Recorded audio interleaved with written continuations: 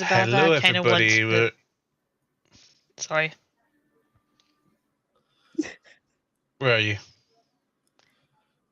Oh, you got your camera off today. Yeah, my skin's on fire, so I'm in stealth mode. Okay, cool. Take no prisoners today. Everybody, welcome back to Minor Illusion, where a bunch of us gamers sit down the usual place of Dungeons & Dragons. Tonight we've got a couple of announcements down below. minorillusion.co.uk for our Discord community. I'm going to hide cameras now. There we go. So I don't start getting put off by their faces and expressions. They tried to derail me, guys, but they forget they've decided to trigger an encounter that didn't have to go anywhere near right now, but they saw the shiny button and they had to press it. That's fine. They will learn to not open doors, not to push items. And I mean, they just got a cursed item, 2 or 3 of them, and they still decided to fuck with them. So, oh well. MyOcean.co.uk for our Discord community. Join us there. We're going to be doing a bit of expansion with our community with a few things. But we've also got another announcement. Laura, I'll give you a chance to now speak. Are you sure about that? Do you wish me to take away your voice again? I mean, if you could do that tomorrow morning about like 9:20, that'd be really, really helpful. But let's see.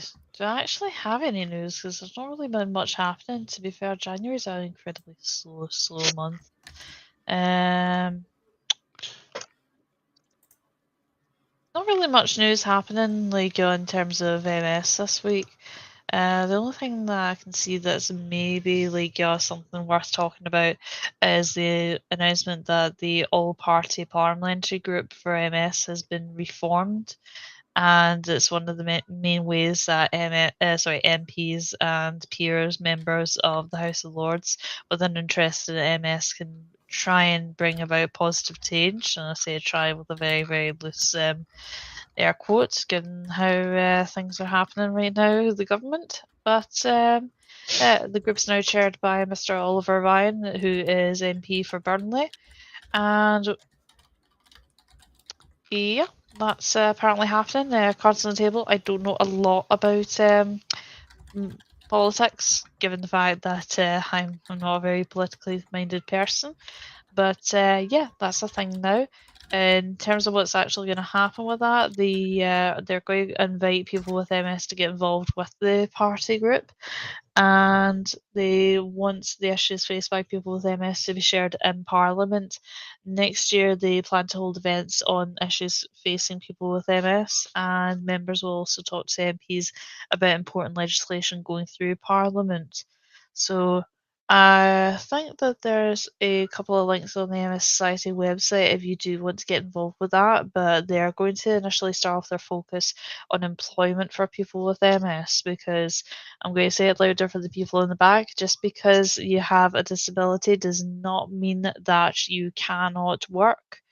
Same can be said for those that cannot work. It's not that they do not want to work, because the amount of people that are like, oh, if you're on PIP or you're on disability allowance or whatever, like the equivalent is like it's because you're lazy and don't want to work. Far from it. If that is what you're on full time, then it's not that you don't want to work, it's that that's a better management of your time and energy, because we're put on this earth to enjoy life, no to work and work and work and then die. Nobody's managers are stood up at somebody's obituary and went, oh, they were a fine, fine person. They're more sitting at the desk going, they're about 4 days late for their shift. If they don't come in tomorrow, I'm sacking them. What's that? Oh, their death certificate. Okay, fine, fine, we'll pay their overtime then. Like that kind of mentality. But again, go get off my cynical soapbox. Go to mssociety.org.uk for more information about different research incentives that are going on, news, information about supporting people with MS, find out more about what MS actually is from somebody that's a bit more intellectually minded than myself, because I am aware that the way that I explain MS and how I deal with it is very much my own little bubble. And if you want to get involved in fundraising incentives, I'm not actually going to give a shout out to the MS Society for fundraising incentives today.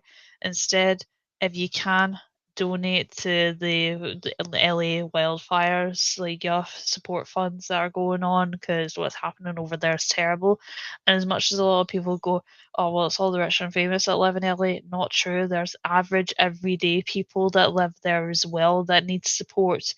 Like the celebrities, granted, they'll be fine, but what about like just the wee families that are struggling to go day by day, that have had to evacuate their homes and have no idea if they're going to have anything to go back to? Donate to them if you're going to donate anywhere this week. Thank you very much. Oh well. Keyword there. Card. Hello, Notisman. Get ready. Card game enthusiasts. A brand new trading card game is on the horizon, and it's set to redefine strategy and storytelling.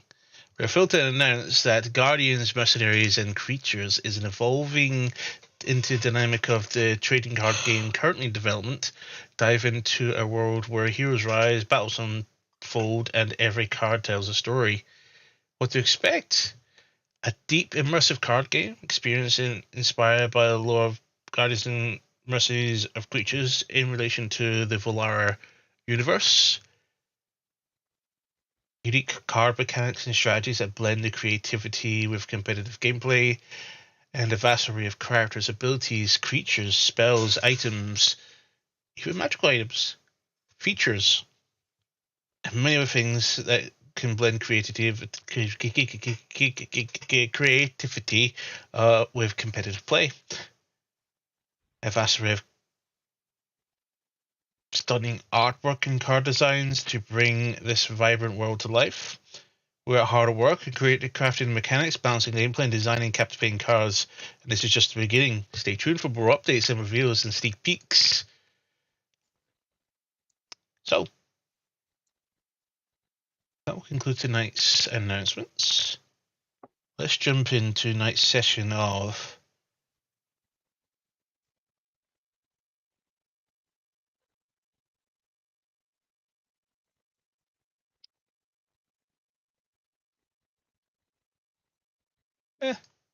let's just get this into the tabletop. Well, that was just a suspense. Well, I thought you had a stroke there. I had too many of those today. I don't think I have enough room for strokes anymore today. Those are dragons, everybody.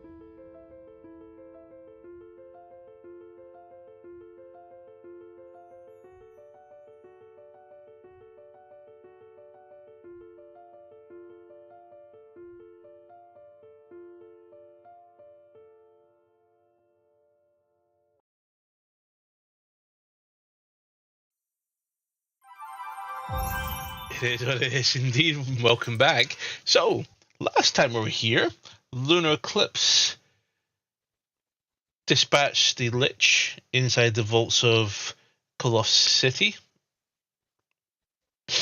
and began raiding some of the vaults after a keen rogue decided to pick the locks of all the vaults in that she can find her hands on before they finally made their way out in a way where they weren't intending to.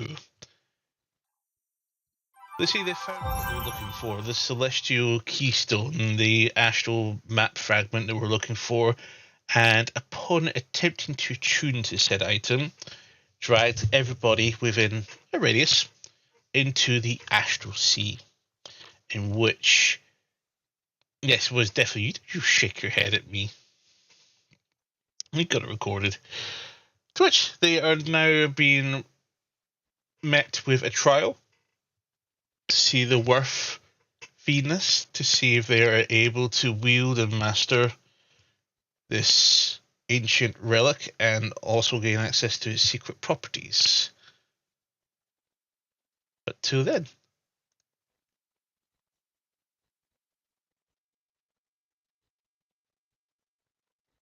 the trial begins. A statement of which that the Keystone tells them to do brings us to this point. I need y'all to roll initiative. I thought we were done with the big fights for a while, but You gave us a shiny item that has some sort of special condition to attune to it, and I was the only one that was wanting to attune to it, so it was likely still going to happen anyway if I didn't do it. Someone was going to do it. Indeed. But at the end of the day, I give you guys a choice.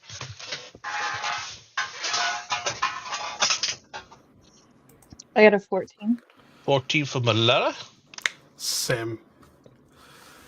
14 for Same. What's your dex? Mine is +4. Then you'll be before me. Okay. 14.1 for Malara. What about Mantra and Alvever? 13. Ooh. Mantra's got a high roll because she's cheesing a big grin across her face right now.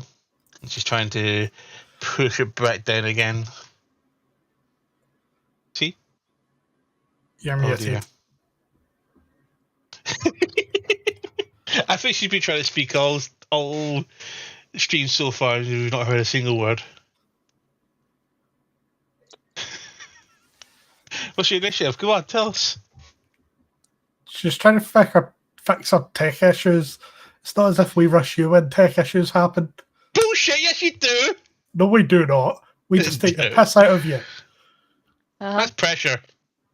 It's called a 28 for Van Zandt.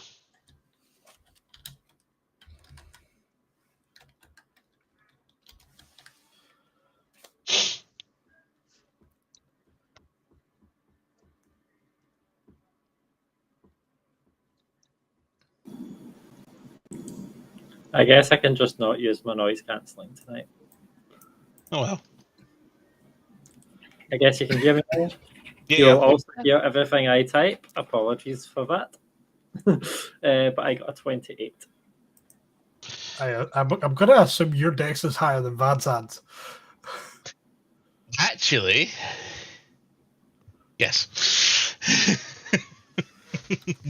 Only just. I don't know how, but he's almost got full 20s in every attribute. Yeah, but I've got a 22 dex. He's got a 22 strength and 22 charisma. And a 21 con. He's broken. He is broken. Including this plus 27 to charisma saving throws and this plus 26 to con saving throws. Okay. So. I don't know what to do. Yeah. Well, you get to go first, so you're up first with Van Zandt on deck. What was if it started the fight? Was it like a fire blast or something that was from the dragon, or nothing yet? I think I said in Draconic. I was told there's a challenge and I accepted. That's correct. Yeah. And that's when it kind of went raw. So it's just roared. It's not showing any threat yet.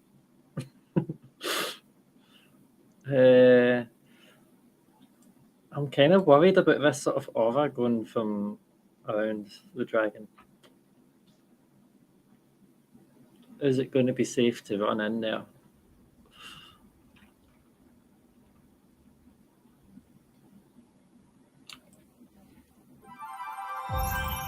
copy.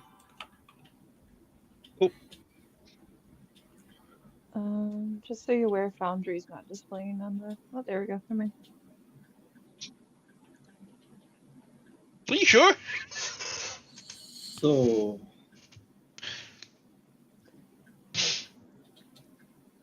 I had a broken combo I wanted to try.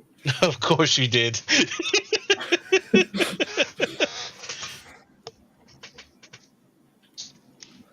Don't know what the combo is, but I'm So all for I it. think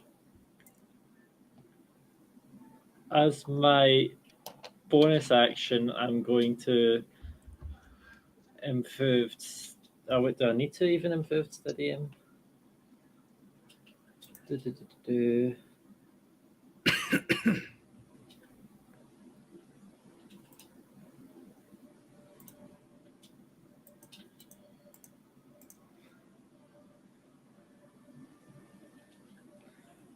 No, I don't need to. So I have a fully charged weapon, and I have access to Shiv, which will give me my sneak attack, and crit if it hits. If it hits.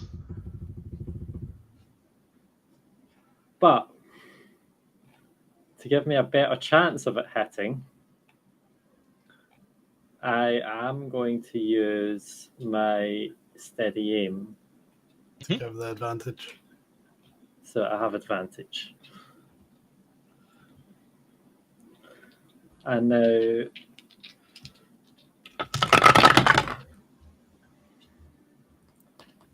fucking hell. Is that that one? No, it's not. But it's a 21 to hit.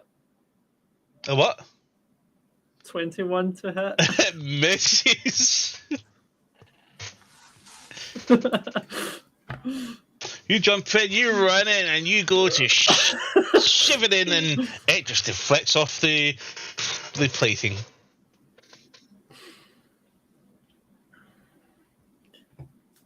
Yep, I end my turn. Cool. On that notion, there is going to be a reaction of a legendary action. He's going to use a tail attack against you, Mantra. And he's just going to go ahead and smack you silly. So that was a low roll. But does a 24 hit? Just about. Silvery barbs. Sure, And if I you can wanted do to it for begin. free. And I'll give. I mean, I could have reacted, but But what I will do is I'll give Mantra the advantage. Okay. So that is a 33 to hit. Technically, it'd still be the lower one out of the two.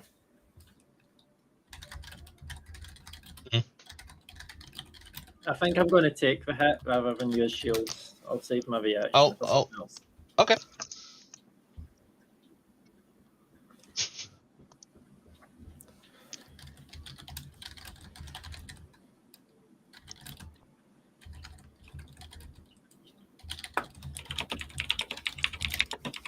$39 points of bludgeoning damage. And I need a strength saving throw. So how much bludgeoning, sorry? 39. Okay. And the strength saving throw. Yep. Remember, remember, double check your resistances because you drank a potion. Yeah. How long does it last for? A full minute. I think. Yeah. Okay. So how much did I take? 39. And I need a strength saving throw from you. But I've got resistance, so you have it. Be 19. So I took away the 39 from my health, so I'll just add in 20. Would it be 20? Yeah. There we go. That's not too bad. So, and then I'm out of range of Van Zandt, I'm guessing. Yes, Mr. Zandervan has only got a 20-foot radius aura, which I'll activate just now. Okay, well, the save is not from something that was a spell, was it? No, it's a tail. A very, very hard metallic tail. Then I got a 4.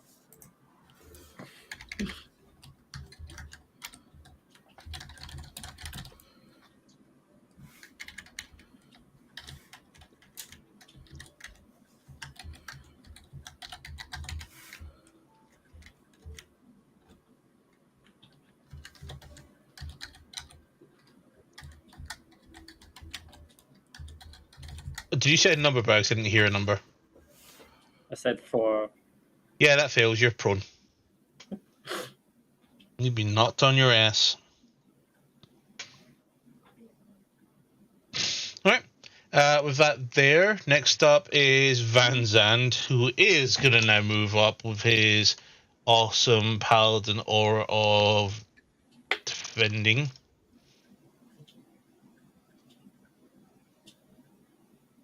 Oh no, that's it, range. Wait, what's his intelligence? Yeah, he can make it.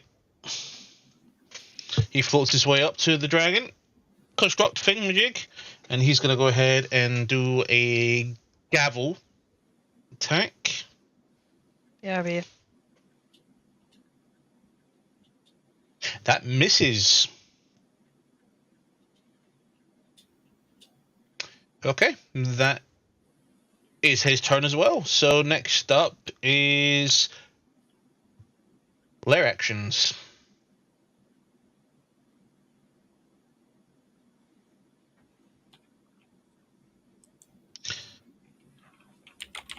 Let's see.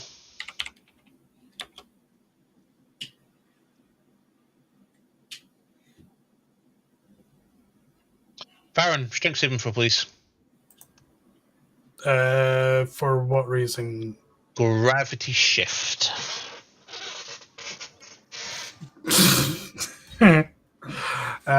Would we say this is a magical effect, or can this technically class as avoiding a trap? No, trap, magical effect. Cool. Because I need the advantage. I assume 9 is a fail. That With is my definitely a fail. -1. You are pulled in to here. Oh shit.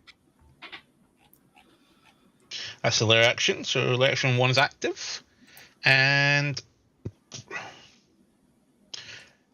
at the start of his turn, he's going to use his Astralium aura. I'll need everybody within that circle to make a Constitution saving throw.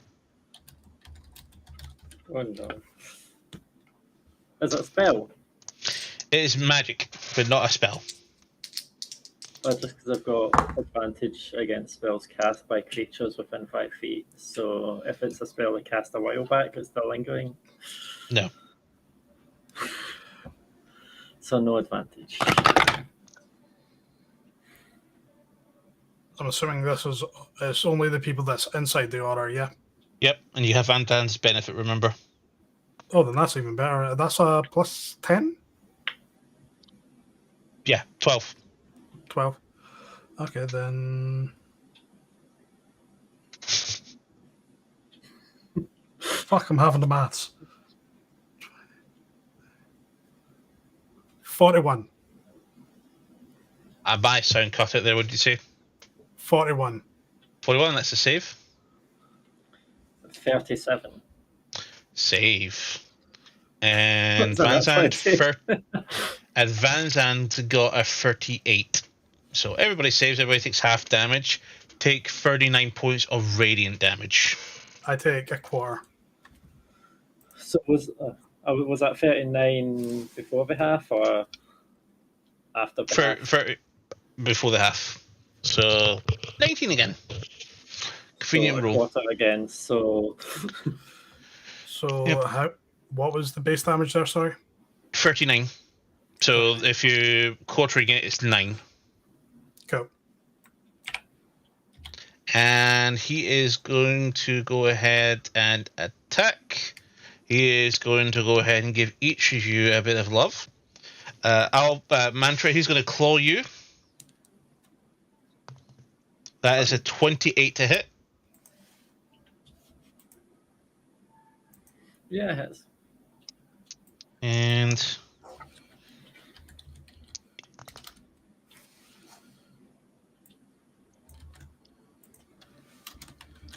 that's 35 slashing damage. Which I'll So have. 17. Claw for you, Farron. That's an at 1.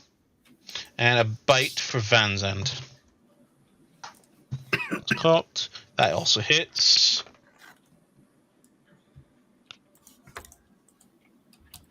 Yeah, it's so hard. 12. 25. 29. 38. 40. 50 points of piercing damage.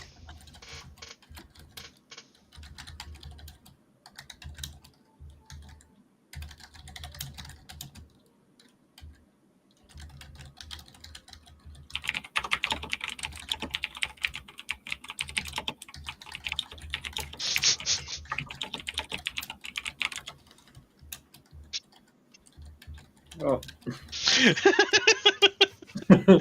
Well, that's his turn up. Malara, you're up with Farron on deck. Measure tool, please.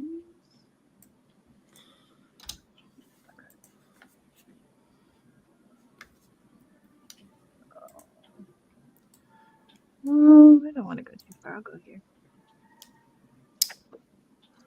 Who I was don't know it? what the heck I just opened.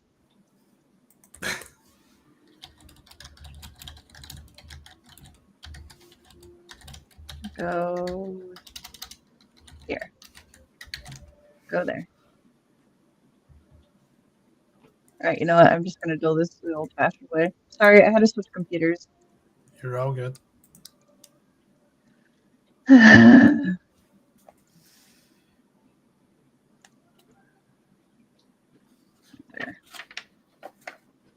Okay. Measure that out. Still 60 feet.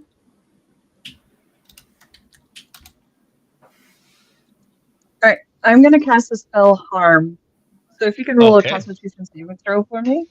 I need Yes, you indeed, which he has advantage on. Okay. Need a And what saving throw of 21 for of what Constitution. Constitution? Yeah.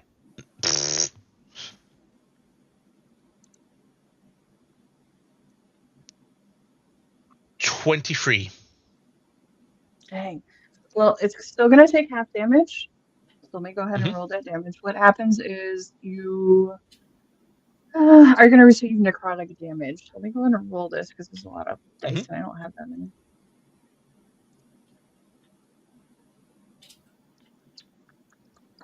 Half of 52. 25. So 26 points of necrotic damage. 26. Correct. Okay.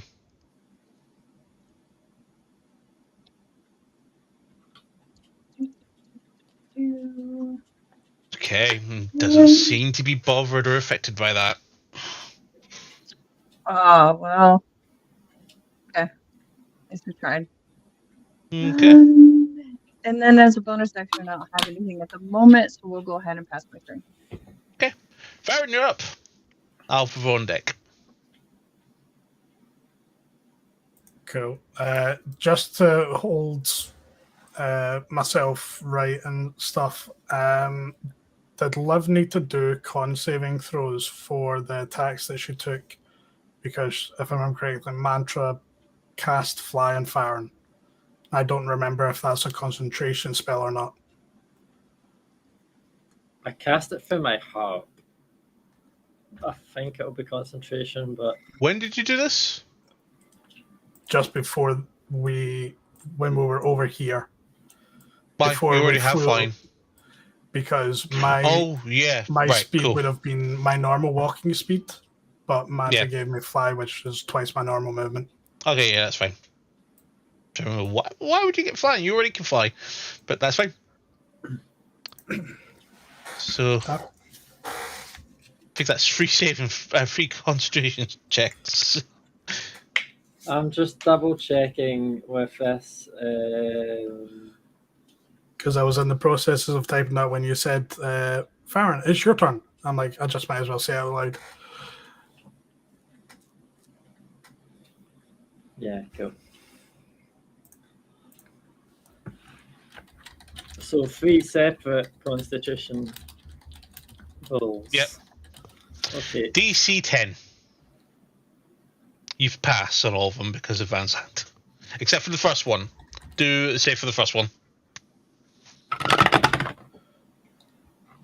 So that is 17 plus 5. So Yeah, all maintained. You're fine. Okay, cool. I just wanted to make sure I still had that or not. Cool. I want to just double check one thing. Scroll down to my Ancient Arcana bullshit. Okay, on your first beam on your turn, deal 1d4. 5 feet of your beam. Okay, cool. That doesn't make any difference right now then. It just means the creature itself would do it. I'm going to start hovering and get over to here. Cool. Reaction. He is going to go ahead and tail strike you. That is a 29 to hit. Yeah, that has. Cool. Strength saving throw, please. Strength. Can I technically fall prone from up flying? Yes. You'll be sent to the ground. That looked like it was going to be okay. So that's a 0. You're prone. Nat 1 with a -1 to strength. Reach was 20 feet, so you get as far out as 20 feet away, and then you fall prone. Okay, 20 feet from the damage from that, that's 56 bludgeoning damage. I would take half of that. Yep. So 25. 28. Yep. Concentrating? No, I'm not concentrating on anything right now. Cool. Cool. So I'm curious because we were told about a new mechanic, and I'm curious to see if Eldritch Blast would count as total damage or the Individuals per attack roll. Because that probably wouldn't be a great idea to use Eldritch Blast then. Fuck it. I'll try it. Let's see how it goes. I'm going to cast Eldritch Blast against the fucker. Go for it. Well, I'll use half my movement to get up, since I technically still had half my movement. Because I only got 20 feet from where well, not even 20 feet, 15 foot from where I was. So first beam is 18 plus Eldritch Blast plus 21 to hit. So stupidly high. No, 18 plus 21. Yep, roll damage. Okay, so let's use you because I'm using something nice. And I get, on my first beam on my turn, I get a D4 to add to it. Oh shit. I've just chipped one of the dice. You son of a bitch. It's one of my gemstone dice. Oh crap.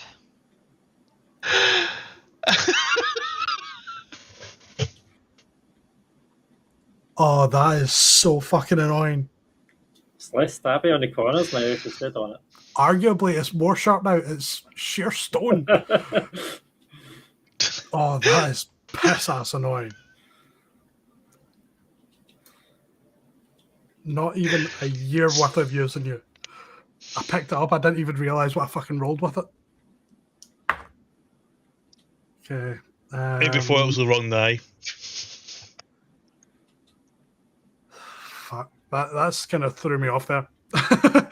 Okay, so it's 3 on the D4, 10 on the D10. Oh. So it's 27, 28, 29, 30 from one Eldritch Blast Beam. 30 force damage. Yes. Okay.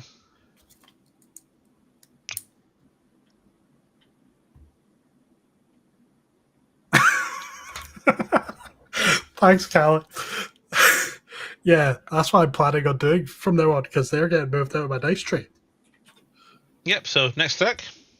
Yes, hold on. I'm trying to move my expensive dice out of the way so I don't fucking burst on another one. Was it not the one you rolled? It was the one that you rolled onto. No, it was. I was rolling my D10 and my D4, and I fucked the D4. That is piss ass annoying. Okay, second beam. Let's just use this one. Okay, 12 plus 21 to hit. Miss.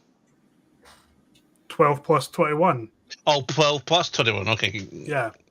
Right, so it's not 12 plus 9. Okay, No. yeah, that hits. Let's use you.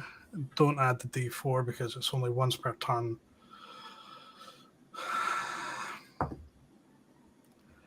Okay. 17, 18, 19, 20, 21. Okay, I'm doing less damage than Callie did with that one spell, so I don't think it's doing anything. 17, 18, 19, 20, 21. 21 points of force this time. 21, cool. Third beam. 14 plus 21 to hit. Yeah, that hits. Again, that's the same damage as the last one, so I don't think it does anything.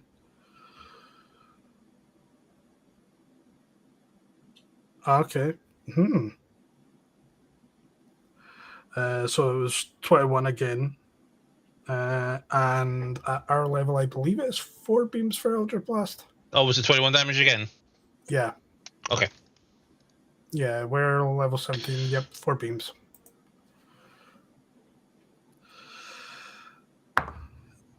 And that one is a natural 1. Reroll your attack. Natural 20.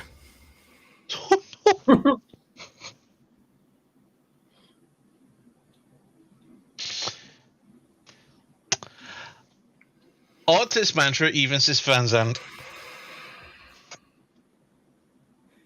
That's an odd. But what Roll your doesn't help, die. what doesn't help, though, is I'm going to take a picture of the symbol that's on the natural 20. So it kind of just looks like a toothy maw.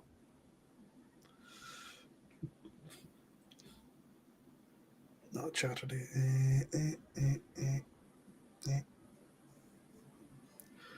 Okay, continue. Sorry, what? Yep. Roll damage. Roll damage on mantra. Oh, fuck. Force. Okay, 2d10. At least I don't get to add my d4 to it.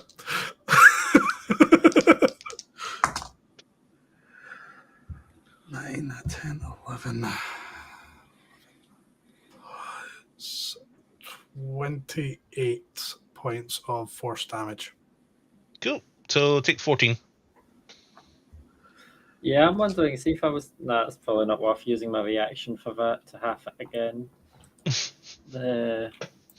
I'll take 14.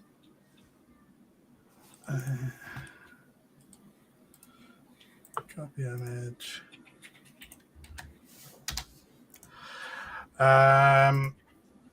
Action. That was my action. Let's hopefully not pew someone else with an Eldritch Blast. Wait, actually, what I do need to do now is roll 4d10 because 4 of them hit technically. And I gain temporary hit points equal to that amount. Okay, 7, 8.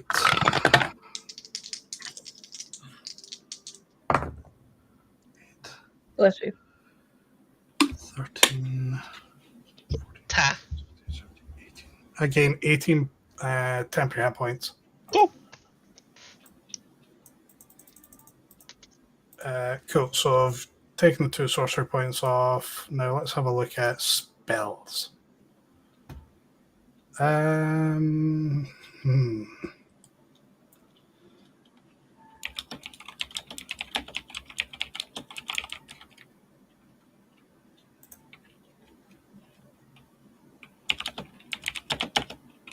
No, I put it in the right one because Jake he asked. Fuck it. 6th level disintegrate against it. Go for it. So Because I'm just thinking if it needs a specific threshold, I can try and guarantee getting it. So DC is 26. That's a fail. Dex saving throw. That's a fail. Okay. I'm just waiting on hearing it. No legendary save? No? Who says it has legendary resistance? Normally, just whenever I cast it, you're like, oh, it just fails. You know what? Legendary save. So that's why I'm just double checking. Okay, so 6th level, so it's 10d6. 3, 9, 10. Okay, so let's put these in order.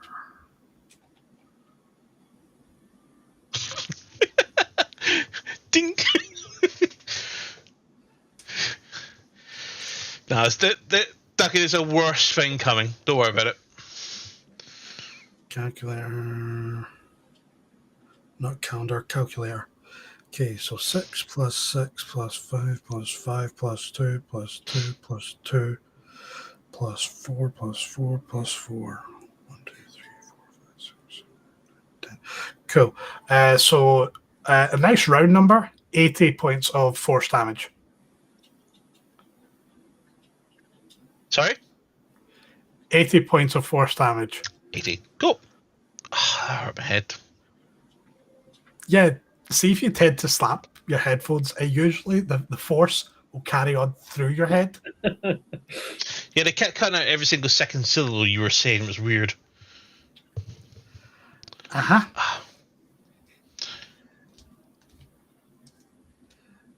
But yeah, that is it for me. Cool. Might be really it for you. I need you to make a dex saving throw legendary action. All of a sudden, the bluish, silverish orbs all over its body begin to light up, and all of a sudden,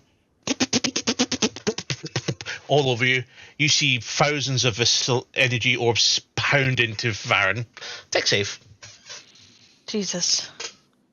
I'm going to assume it's nothing to do with charm or fright effect. Oh no, you're being blown to pieces I because know. basically, I would assume Here's it the is a thing. magical effect, though. it is a magical effect, but it is also impacting everything within that radius. You being Is it hit also by a spell? No. That's an ability. So I've got advantage. Just to 'cause let it's you know, magical. Liv, just to let you know, this creature is not a spellcaster. It has no magic spells. Because if it was a spell, I could attack back. And how big is Van Zan's aura thing? Because I can't really tell with all the circles. Are I'm within. 20 foot. Okay. So dex save, so that brings my dex bonus to plus 12. Natural 20 for 32. 32, so it's a save. So you'll take Thank you, quarter Percy. damage.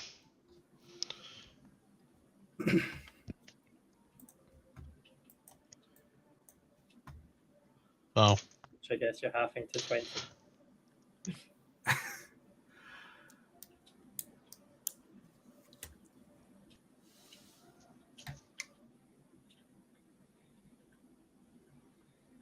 take 70 points of radiant damage. Is that already quartered? Okay. No, that's full. What is it quartered to save me time? 17. Cool. So I still have temporary HP left. Wow. You guys just saw an equivalent of about 100 fireballs just go off. I still have 1 temporary HP. Went from 17 down And to 17. it has opened its mouth. Cool. So even if I can't do much damage with Eldritch Blast, I'm still going to be doing it to give me temporary HP. Nope. So, next up is Alvor with Maxosty River on deck. I mean, I would ask what I missed while I was away doing like your thing, May, but I think I can bring myself up to speed now. I think you'll just hear owies from around the boss. Aye, and apparently firing going off like it's Chinese New Year. Apparently so. But I technically haven't really taken any damage. I just had temp HP to cover it. Oh yeah, of course. Righto then. So we're going to try and kill this thing, yeah? Oh, we're going to try. If we want to leave, yeah, maybe. Mhm. Yep. Definitely. Right. Okay. Let's see now. I think I will go ahead and use Power Shot on this one. Go for it.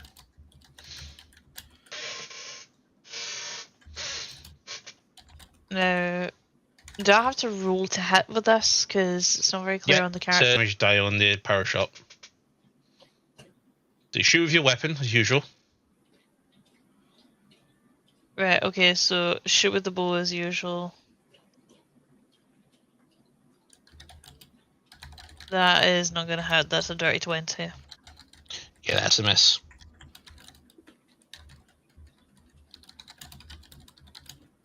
Okay, let's try this again. Oh no, wait, no, sorry, I forget with the bow I get a +3. So 23? Still misses. Right, okay. Let's try this again. That's even worse, for God's sake. The dice just do not like me today. No. And it is your first turn. You do have your dread shot. Yep. Third time's a charm. Come on, let's do this. That's much better. That's what I was looking for. That is a natural 20 for a 40 to hit. That hits. Thanking you. Now, am I right in thinking that it's 10d12 then, if I'm doubling my damage? No. It's your normal attack plus your mouth opening up the Justin. No, this is just a normal attack with your D10. With what 1d10. Right, okay, so I just double the T10 and then the extra for the power It's shot. just a normal attack with your dread ambusher bonus. Ah, damn it, so I don't get to use power shot with this. You only get to use it once. Technically, you didn't It have didn't any hit. multi-attack. It didn't hit though, so I've I know. not technically used it. You did. That's it. Well, that was a bloody waste then. Okay, so that is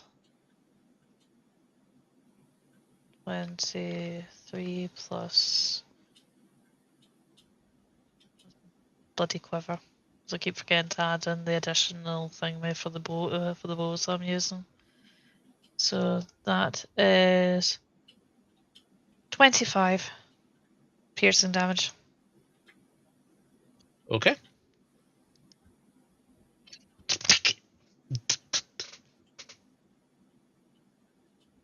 Lands on the ground beside him. Wait, so it doesn't actually do any damage? Didn't seem to hurt him. Okie dokie then. Look into the group chat and I'll explain why. It's made out of steel, isn't it? Well, it is Australian steel, steel, but yeah. So we're basically fighting the Blue Eyes White Dragon, aren't we? Speaking of, anything else you want to do? Hypothetically, Oh, do you apply favourite foe, by the way? Hmm? Do you apply favourite foe? no, I didn't because I was too busy looking for sworn enemy and then realised, oh wait a minute, it's another thing. But question about the descriptor for arrow of slaying, because I don't This is want not to... a dragon. Alright then, Yeah, it's a that answers my construct. question. It is a construct. It's quite clear with its very mechanical movements. And Farron said at the end of last session, as we're trying to get ready to fight this thing, it looks like a construct. Yeah, keep in mind the last session I Yep. was away with the fairies. I know. That's So fine. were Junks of Milk more intelligent than me at the end of last session?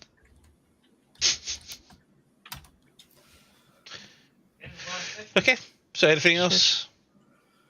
No, I think that'll be me for the moment. Okay. Maxwell Stever is gonna go next, and he is gonna cast at 3rd level haste. And he's gonna go YOLO. Gonna go in. And he is gonna go ahead and let's put haste on your concentration. He's just gonna go ahead and attack with his great sword. That's a nat 1. He trips and falls and gets back up and just fumbles his movement. But that's his turn. Wait, so Farron's nat 1 hit one of us, but this guy's nat 1 doesn't. It's not a ranged attack.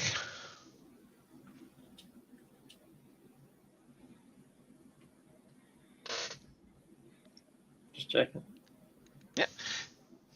But since you're ready to go, Liv, it's your turn. So, I have a theory, and I'm not going to like it if this theory is right, because I am going to try and fish for another crit.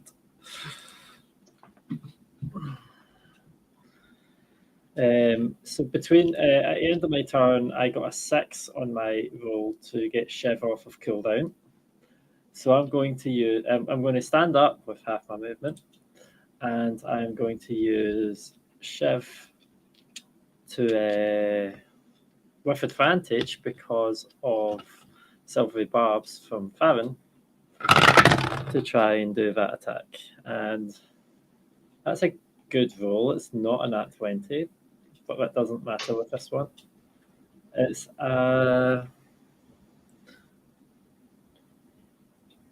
36 to hit. It hits. Go ahead. Go ham. Okay. So my weapon is fully charged, and this attack's going to guarantee critical damage.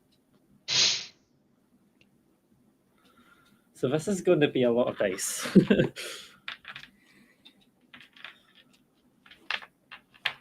Sorry, I'm opening the dice bag. I was not expecting to roll as many dice. All the shiny math rocks. I know. Let's see what's the first one. Let's just hope you don't chip any of your metal ones like I did my stone ones. I still can't believe that. Oh, what one's the D12 again? That's like the chunky D20, isn't it? It's this shape of one. Yeah, I've not got to roll these ones yet. It's okay. It's only like you're swinging about 10 great swords.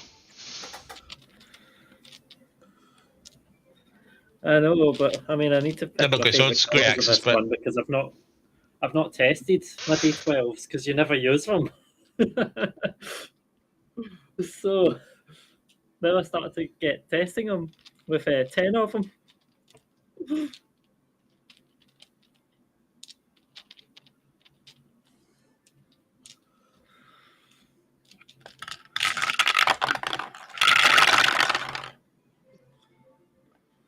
Any more?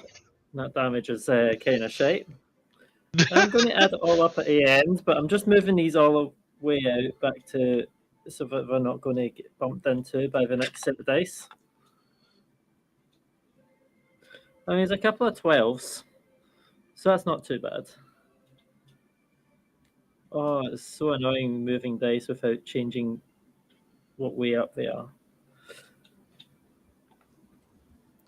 Because normally you don't have to move them, you just count them, but I'm wanting a nice big add up at the end. Okay, and then it'll be the standard weapon dice. I'll just roll these. And then I'll also be adding my bardic inspiration. Just because, why not? And that takes my... These ones... Wow, it got 2 1s on that one. That was bardic inspiration die is not happy. And how many dice for sneak attack now? Is it like 7?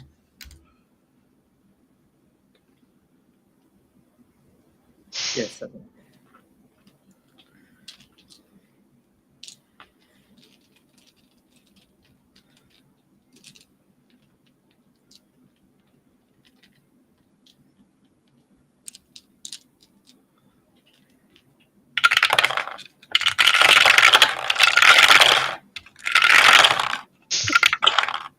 Okay, there's something fun about just doing that, right?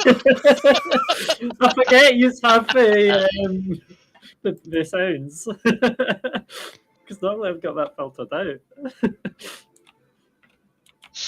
out. Good God.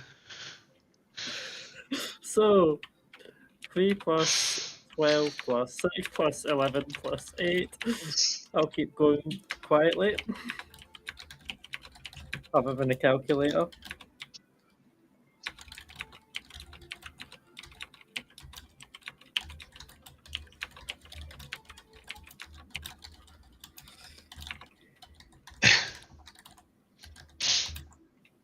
It's not an impressive number. I thought it was going to be a bit of a nicer number. Justin. That's Liv right now. Comes up. What?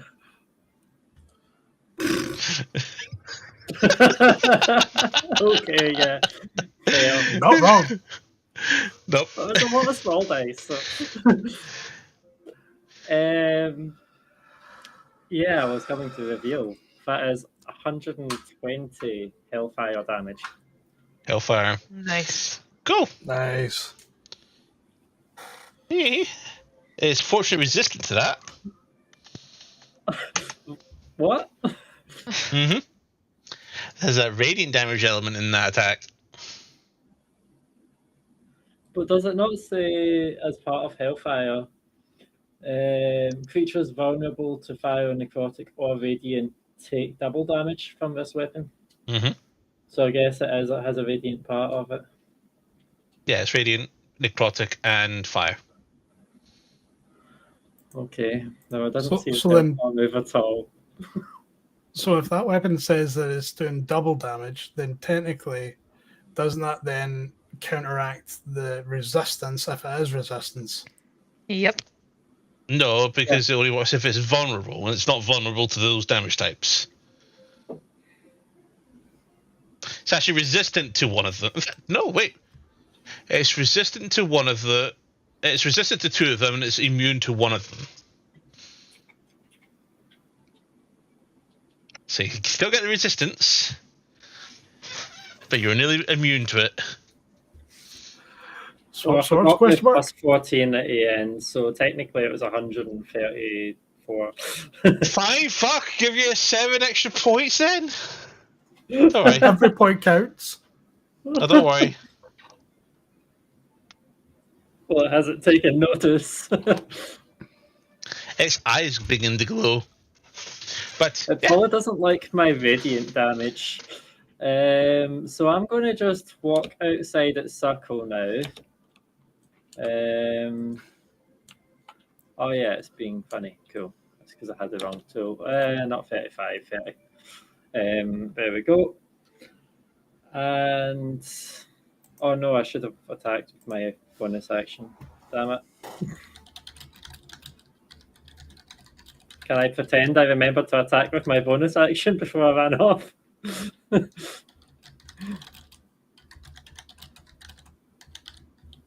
only takes a DM to say yeah.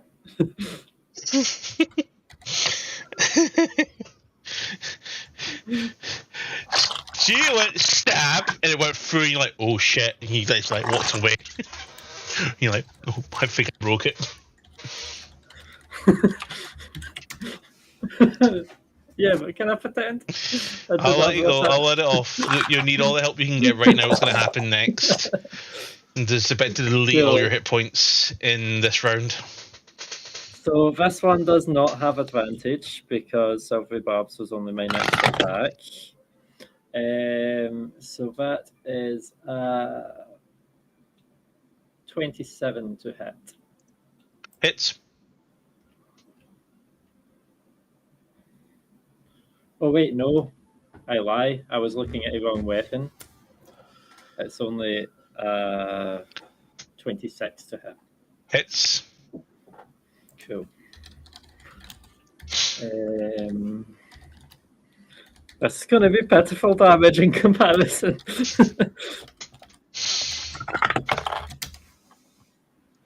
$11. Boink. Blade bounces off. We see to hit a thick area of armor. Cool. Then I move out of the circle. Okay. With some of my movement. And I end my turn. Okay, Van Zandt up next, and Van Zandt is realizing a problem. He turns his blade upside down. And switches to slashing damage. Because radiant is not working at all. And he's going to go ahead and cast...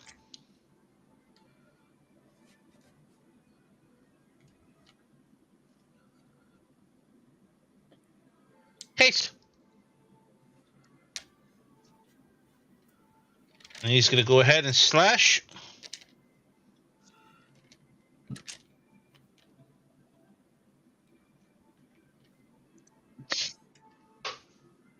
That hits. And deals no damage. Okay. Lair action. Nope, sorry, legendary action before we do this. So he uses his last 2 points. Go ahead. And use Astral Blink.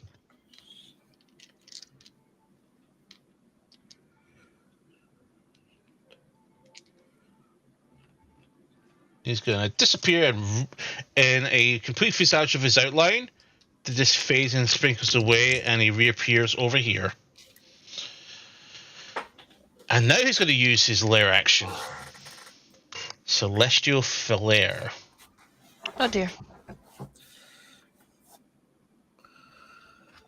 I would like everybody within that circle there. Let's make that the correct size. So Melara and Alvivore, go ahead and make a con saving throw. I know you were going to say that. No, sorry, dex saving throw. Thank God. Yes, my child, Rigby. 13. Fail. 25. Success. Thank Christ, because if you had made that a con save, I think I would have rage quit the Oh, session right don't there and then. worry. Don't worry, it's coming. The doom of all con saves you do not want to have to deal with in a minute.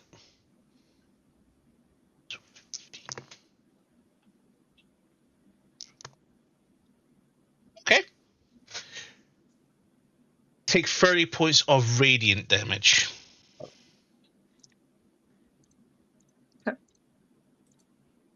If I'm resistant to radiant damage, does that mean I only take a quarter? No, you only take a half. It's 15. I pass. Well, she passed. Oh, yeah, you pass. So, yes, you take 7.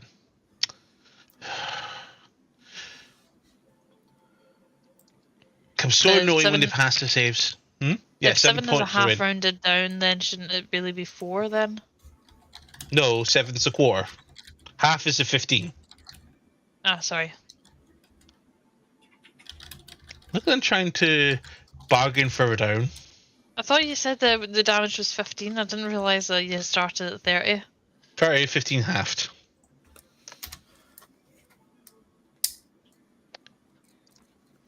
Who's next on the initiative? Oh, for fuck's sake. Okay. And Hales on its turn. Everybody in that cone can have to make a con saving throw.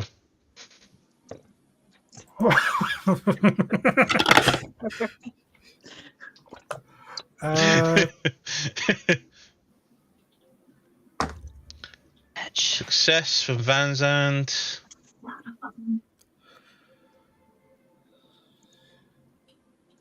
Success for Maxwell Steel River. 27 from me. Success. That's an 8 from me. Fail. 10. Fail. I plead the Fifth Amendment. Fail. Anybody else want to declare their fails? So, Well, okay. no one else is here. Can I re-roll? Oh dear God, this is gonna hurt. Stop hurting us. Oh wow! Flat number 100 radiant damage. Those that passed 50. half, then quarter, right? Since I'm resistant to everything right now. Well, the only person who passed was Van Zandt. I got 27. Oh yeah, so you do. Okay, you get 25. Can I use my reaction to half this one? It's not an attack. It's not an attack and yet it hurts. That feels a bit gaslighty. It does start with breathed the on you. gas since it is fire breath or whatever. It's not. It is radiant breath. It's called astral Amazing. breath. It just It has was a really- 100 damage, correct? Yeah. Yeah, 100 flat. I'm going to move Okay, out of the let's road before it once starts again. hyperventilating then under that logic. Oh wait, Fuck's no. sake. See the temp health I would have got from my D12s. Would they have been reduced because it took less damage? Yes.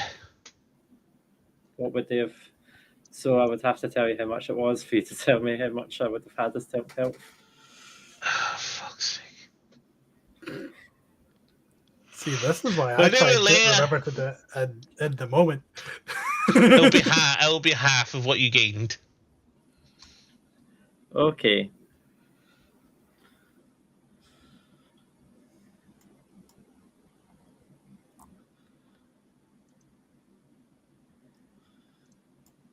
So half a 64. Do you have any hit points left, Olar?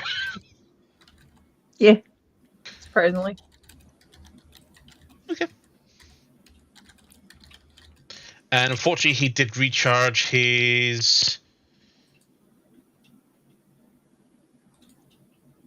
aura.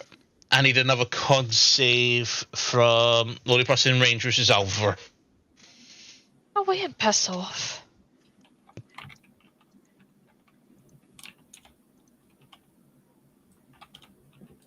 Oh, no Yeah, that's a problem. fail. I've not even told you what it is yet. It's a 15. Yeah, I was going to say it's a 50. That's a fail. Take 42 points of radiant damage. So 21 No, I'll for you. take 21. Yeah, thank you. Yeah. That is his turn. Next up is Bulara with Farron on deck. I don't want it to be my turn yet. Alright.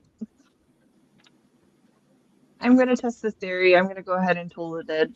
Can you do a wisdom saving throw for me? I need you to pass with a 21. That is a 31.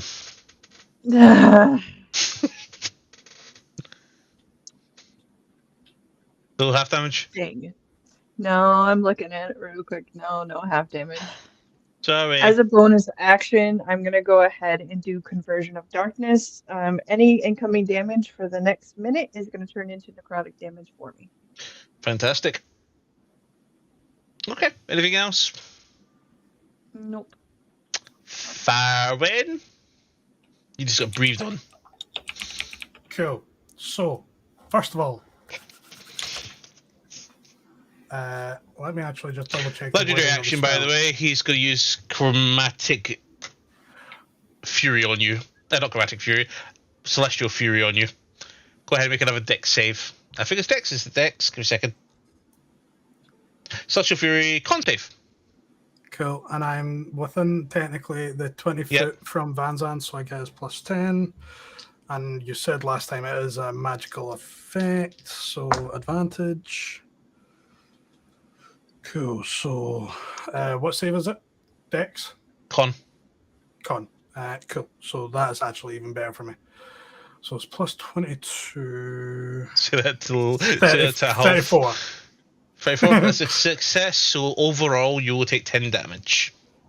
Close to 40. And it does not recharge. That's fine. That does recharge.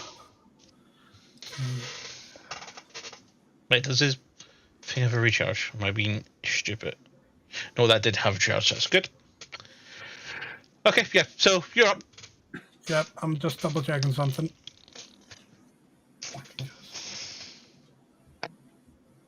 Cool.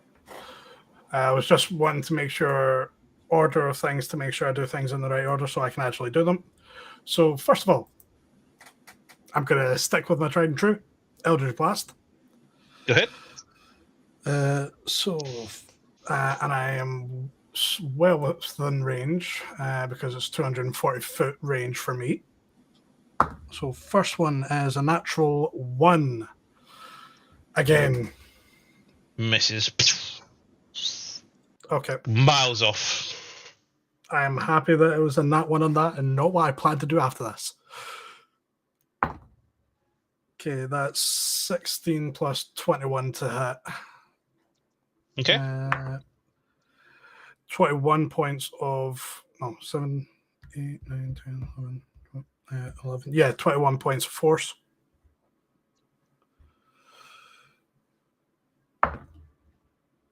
Second beam is 19 plus 21 to hit. And that one is 22 points of force. Wait, actually, on that first beam, add an extra 4 points of damage because of the D4. And third beam... What damage? Okay, so for which one? The 4. Part, sorry. The 4 was originally for the first beam because it hit... Yes, damage type. It's force. All of it is force. So it shows a psychic. Yeah, no, that one's different. Yeah, that wouldn't even work. I would have specified if it was psychic because it's only against really aberrations that I get that. Mm-hmm. Did you get the damage for the second beam? No. Cool. It was 22 because I rolled 1 higher on the dice. You did, didn't you? Yeah. Okay, third beam. Did I say third beam? I don't remember now. Either way. I really wish I'm getting these rolls after this because these are nice rolls for what I want to do next. So it's 18 plus 21 to hit. 8, 7, 8, 9, 10, 11, 12, 13, 14, 25 points of force.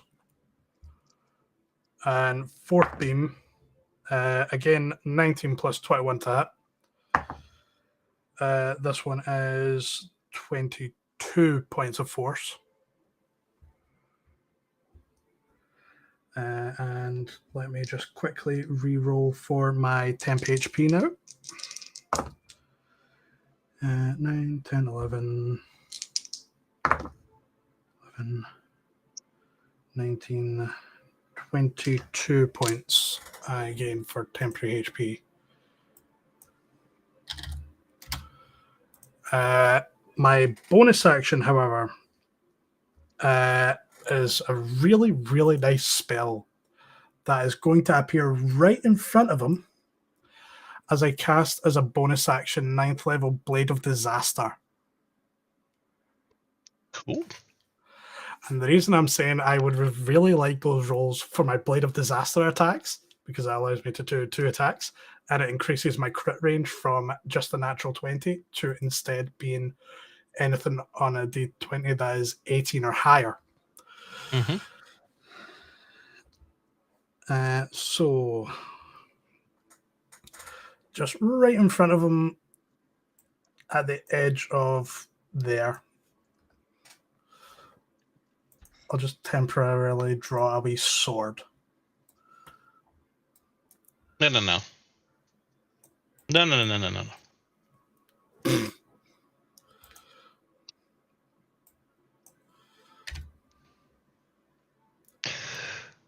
I don't have Blade Disaster anymore. That's because it was a... Oh, no. There it is. That square that the arrow's pointing to is where I want it.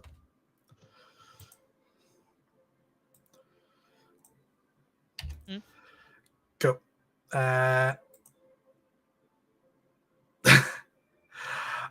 So as a bonus action, I create a blade-shaped planar rift, 3 feet long, within the range, which is exactly 120 feet away from me. And I get to, when I cast it, I can make 2 melee spell attacks with the blade, each one against a creature, loose object, or structure within 5 feet of the blade. On a hit, the target takes 4d12 force damage. This attack scores critical hits on numbers on a d20 of 18 to or higher, and on a critical hit, the blade deals instead an additional extra 8d12, bringing the total to 12d12. Okay, come on. So that first one isn't a crit. Mm-hmm. So it is 28 to hit. 28, yeah, hits. What's the face about? Nothing. You don't see nothing happen. What you talk about? I see that face. He's nothing. Mm-hmm.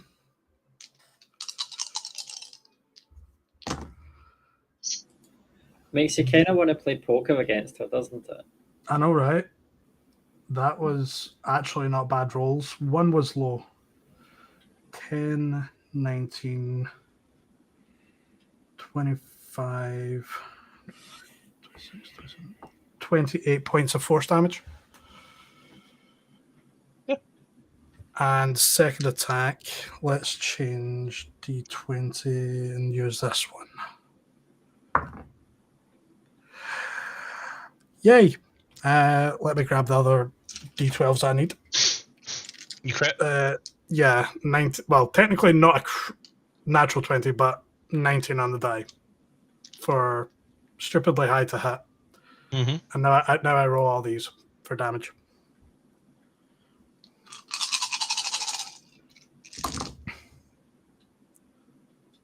It's the fucking name you were trying to not make the face about, you cock. I do know about. Is that a pun? Well, you named it after that. I didn't. I named that for something different.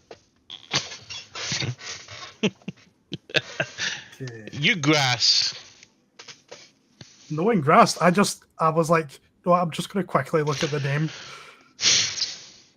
Why would you quickly look at the name of all things? Because I did, funnily enough. Okay. So who supposedly grassed? Don't know, because no one said to me. Well, my hand's been away from the keyboard as well. 9 plus 9 plus 9 plus 10 plus 6 plus 6 plus 6 plus 7, 8 plus 12 plus 1 plus 3. 1, 2, 3, 4, 5, 6, 7, 8, 9, 10, 11, 12. Yep. 86 points of force damage.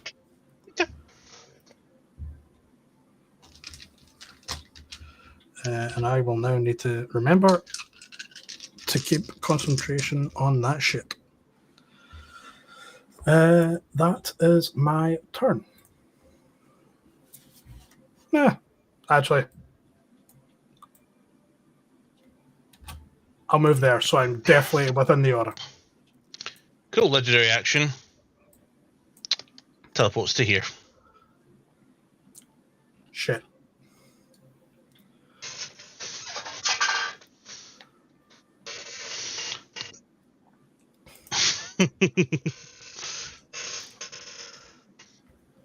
Cool. Anything else? Alf, you're up.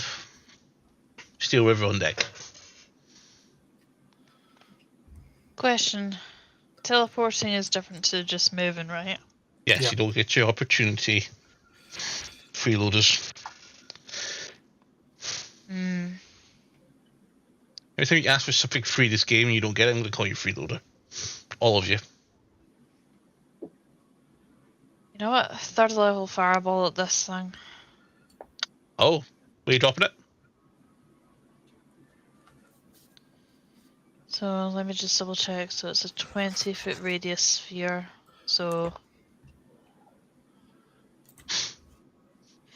could you show me roughly? Actually, where's this thing with measuring tool? 4 squares. There you go. Okay, can you move that over just a little bit to the right? There. No, not that far to the right, for God's sake. I said a little bit over. There. A little bit further to the left. I said the left. You're going right.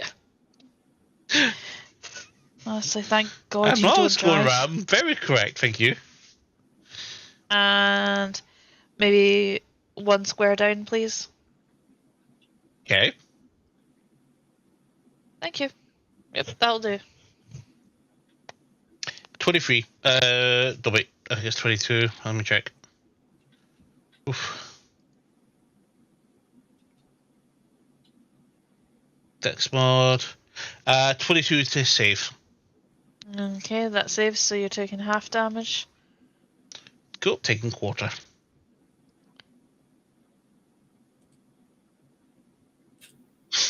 Okay, so total roll is 43, so I'm guessing that you're taking 11 then. Yep. Nope. 10. And therefore does not seem to affect him. What do we have to do with this thing? I guess that's the end of my turn then, since I can only do a spell. Okay. Next up is Axel Steel River, and he's going to charge in with about 50 attacks. Here comes the fighter.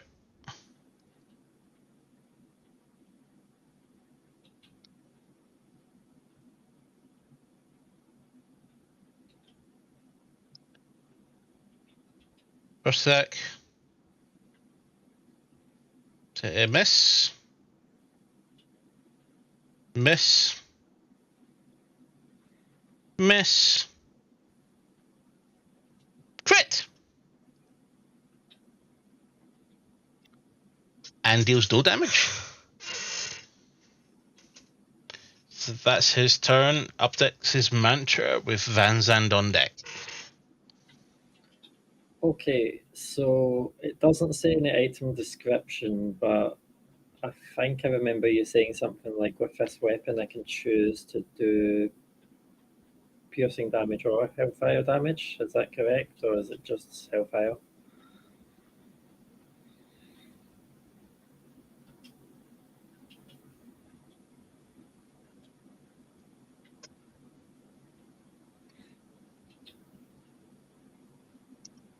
That's the first pact. I need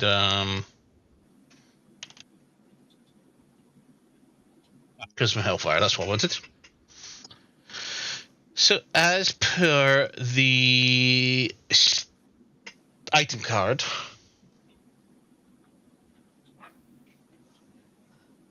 It just says hellfire. can be converted. You can still do your slash Yeah. piercing. Hellfire damage. All damage dealt can with be this weapon. converted to hellfire. Okay, Yep. so the damage type is up to me. Cool. I just thought I'd confirm this first. Although this is the funny part. What? Nothing. It's immune to piercing. I don't know. Maybe. I'm not telling you. Cool. So I'm flanking. Mm-hmm. Do you mind?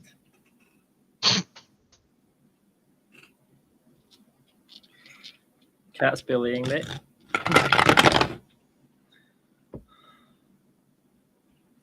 It's a 16 to hit. That it misses. Okay. But I'm pretty sure I can turn a miss into a guaranteed crit. Was it with my cape?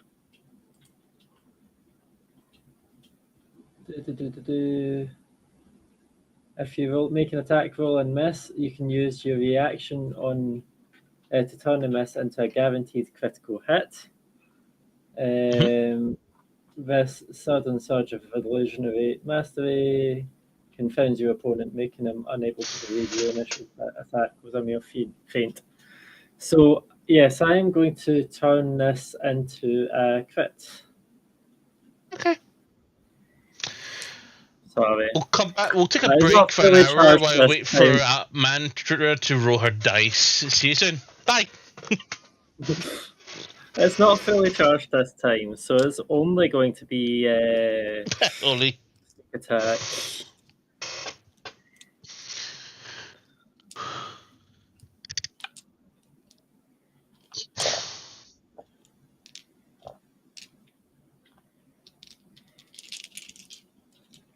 It's only going to be like these 16 dice. I'm back. And I'll add another flourish in. Welcome back. I'm about to roll lots of dice.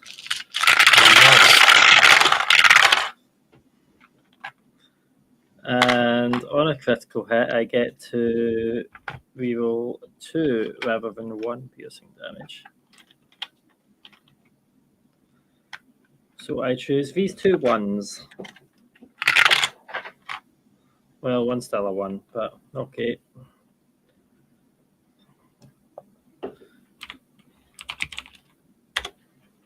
So I'll start with the weapon damage this time.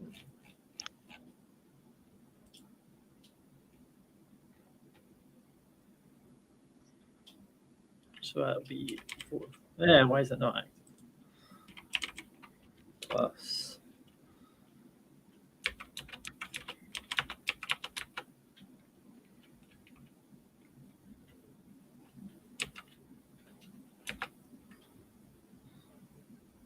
Do.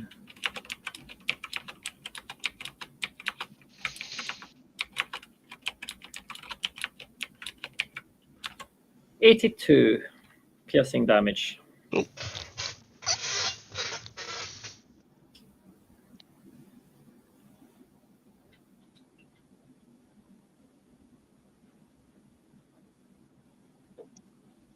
Okay.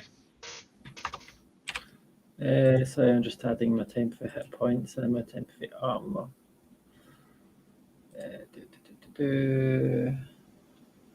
Defensive flourish.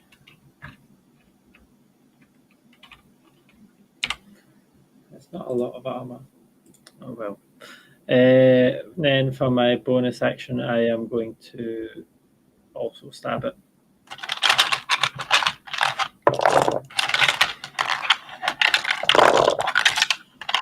After I take all of the dice out of the tray. That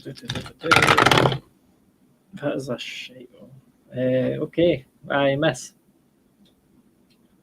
Cool. 17 to hit. Yeah, no chance. You're finding your blades finding a little bit of crack in the gaps in the armor. But every time your weapon just basically makes a weird ringing sound as it hits every part of the plating. This armor's tough. Okay. And then I move out of the circle area. Shall I move to there? 19 to hit. How? Right out of his reach. Yeah, but if I attack it during my turn, I don't trigger sneak attacks on my when I leave it. So That's fine. I made a mistake. I'll tell you what I'm going to do instead is I'm going to use legendary action to detect. What's your passive stealth? Passive stealth? Yeah, it's your modifier plus 10. Oh, 34. Ooh.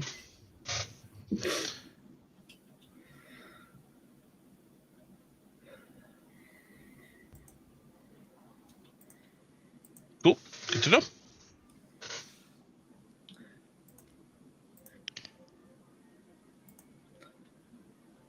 I was hoping it would try and hit me though, because 26 AC just now. That's fine. Van Zandt is going to float to there. I presume you're finished your turn. Yeah. Yeah, cool. And he's going to go ahead with advantage, going to use his gavel. Fuck are these rolls?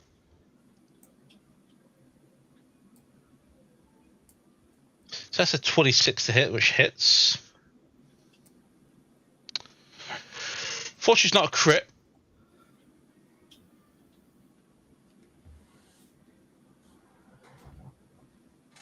But he does get to do insane damage.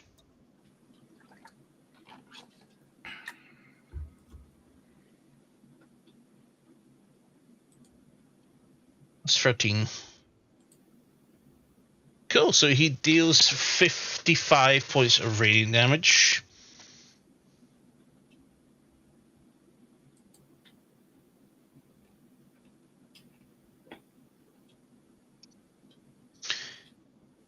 And he's going to use his second action to go ahead and just do a couple of attacks with his sword. Oh, wrong weapon. Missing that one. And another miss. So he misses both attacks. That's his turn. Lair action.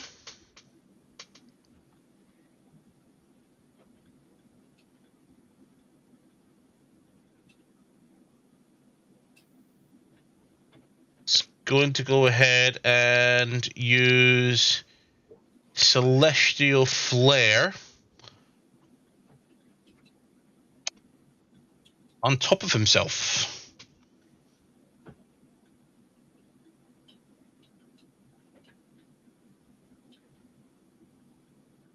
Farron, Van Zandt, and Mr.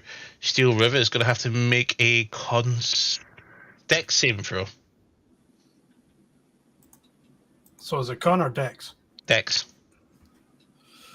I corrected myself.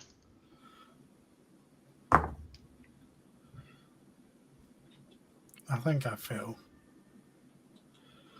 16. Fail. Yeah, half the roll. Fuck.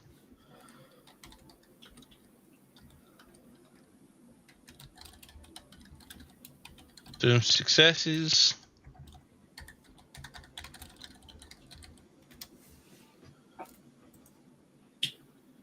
Okay, people fail. So 27 points of radiant damage. 27. So you take 13. Tank up.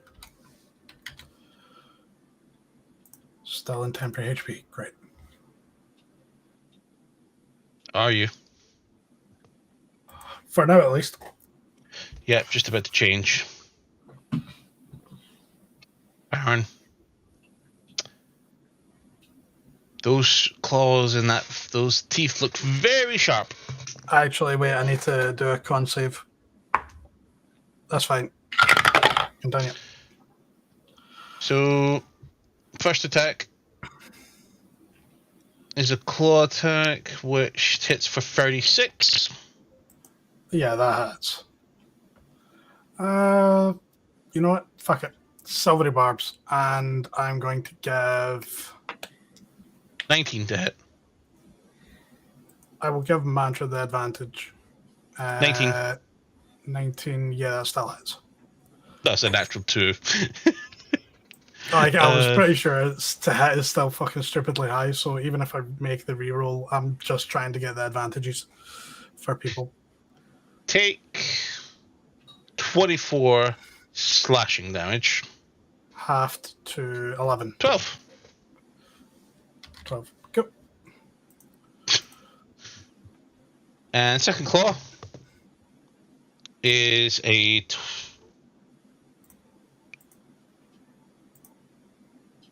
22 The damage, yeah. attack. Yep, that hits. Like, if a natural 2 is still able to hit, unless you get a nat 1, it's fucking hitting. That was a 29 points of slashing, so 14. And he's going to bite. Nat 20. I should have kept it for that. Mm-hmm. Oh, that's a lot of die. Do I have anything that I can do here? I don't believe No. I can because I've used my reaction.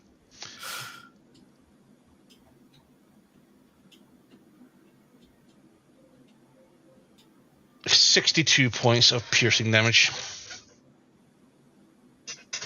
How much there? 62. 62. So half 31. to 31. That's low rolls. Yeah, there was a few ones in there. Okay, that's his turn. And so his legendary reaction is recharged. Molara, you're up with Farron on deck.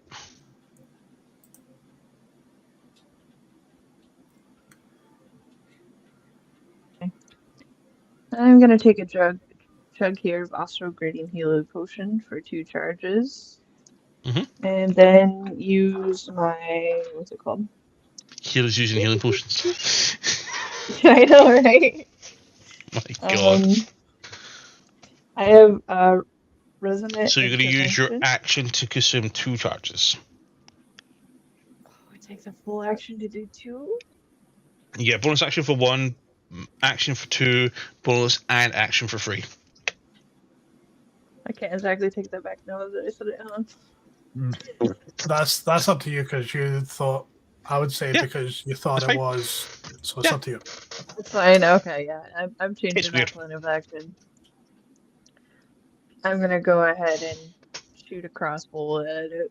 See what happens. I know what happens.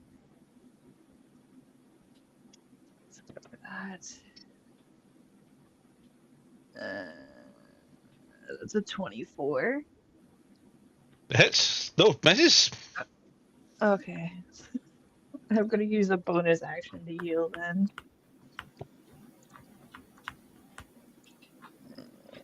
I'm just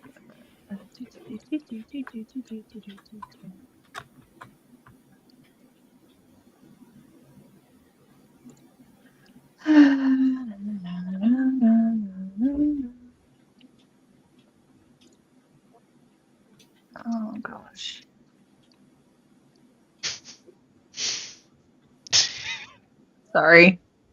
No, it's fine. Yep. I'm gonna heal myself. Sorry, guys. I'm gonna heal myself.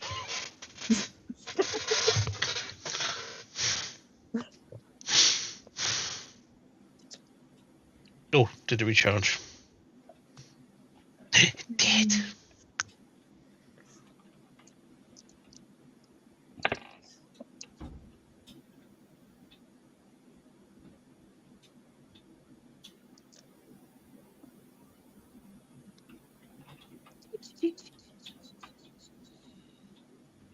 For only 15 hit points. Yay me. But I'm going to use my Resonance Intervention to also get an additional damage die for my next attack. Nice. And that is my go. Oh, Farron, you're up with Alpha on deck. Okay. So I'm just looking at this scepter. And I'm thinking. Okay. Duality of realms. As a reaction, you take to taking damage. Oh fuck! I should have done that when I took damage to earn. But I already used my reaction, so that's fine. Cool. I can do that.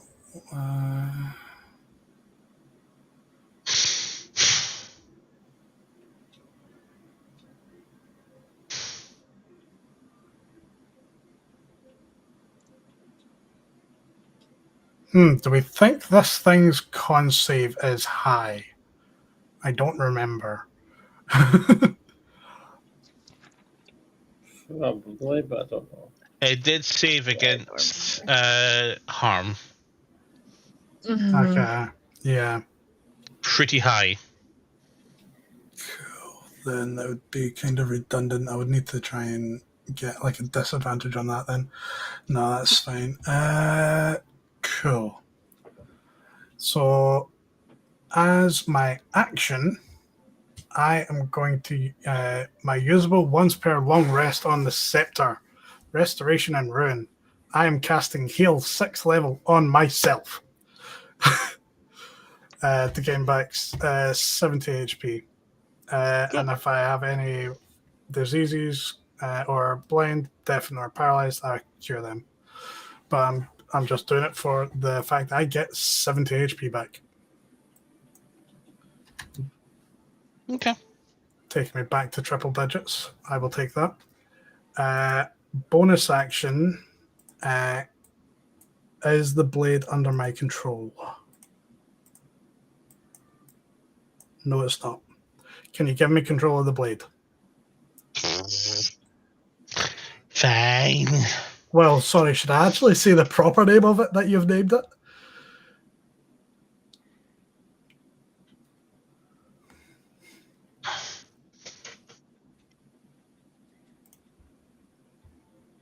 In fact, no, I'm not going to do that yet. My bonus action, I'm going to quicken spell. You have the movement of the blade now. Thank you. Quicken spell. It seemed like it didn't like disintegrate the first time. I wonder if it's going to like it for a second time. 7th level disintegrate. Dex saving throw, please. And let 13. me just double check. That is fine. So it's 13d6 this time. Okay. That's 9d6. 10, 11, 12, 13. Let me just move these out of my dice tree so I don't fucking break them.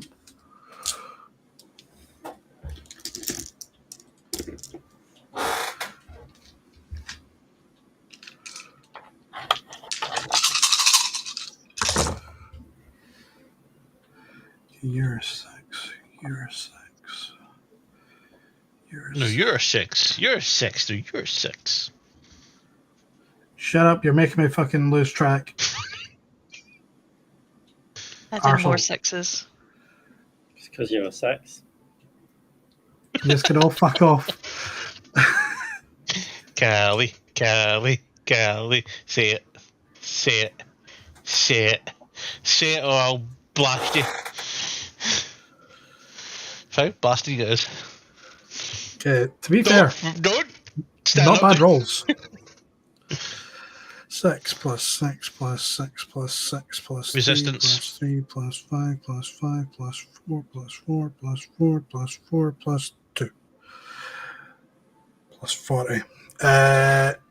98 points of force damage.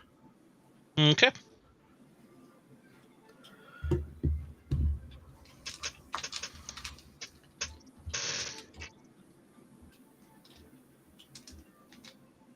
I can. Because I'm selecting that.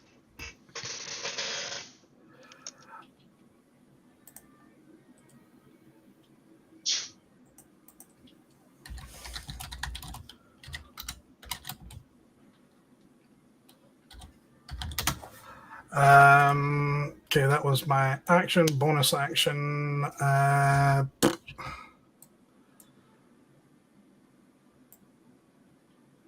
Do I want to risk this thing fucking trying to attack me?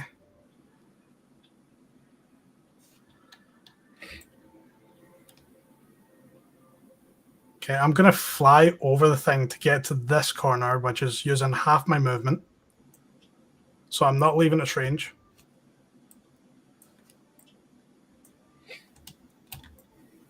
And I'm going to try going here. So if it's got a reaction, opportunity attack. Doesn't choose to do it yet. That is then my turn. Oh.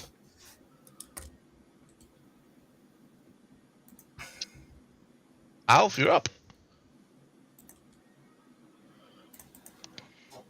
Okay, I think I'm going to go ahead and whack it with a bow, but 2 seconds just while I double check something.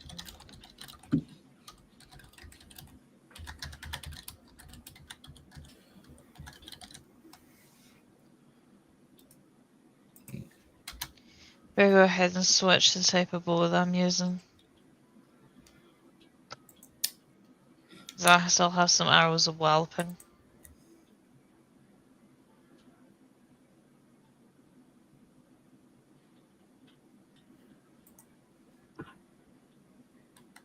So that is 30 to hit. How much, sorry?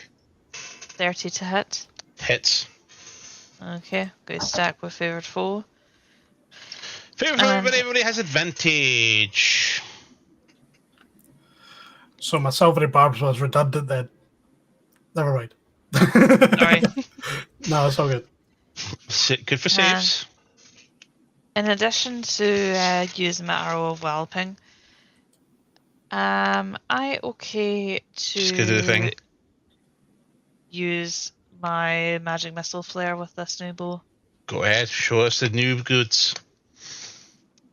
Okay. Let me just double check, because... Okay, so which spell slot do I have available? Because I'm going all out on this one. So, at level 3, so that's...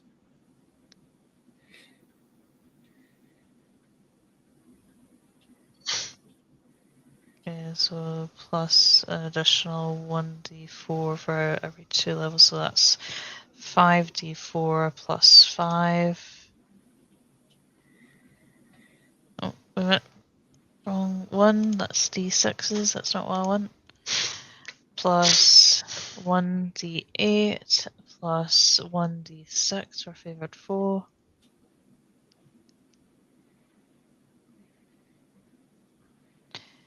Okay, and re-rolling that 1 there.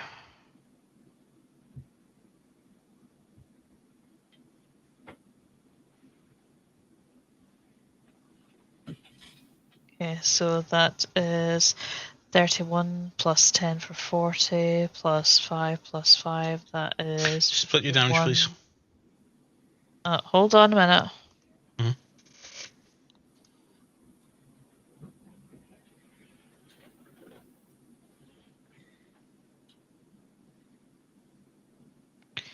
I'm also going to need you to do a strength saving throw, please.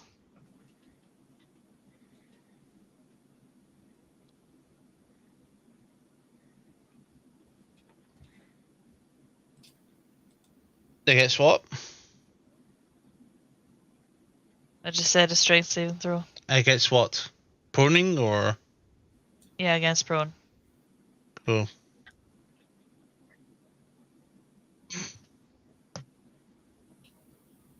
It's 37. Yep, that passes. You sure? Aye, just a bit. What have I done with all my bloody D5s there in that roll for the, whatchamacallit, force damage?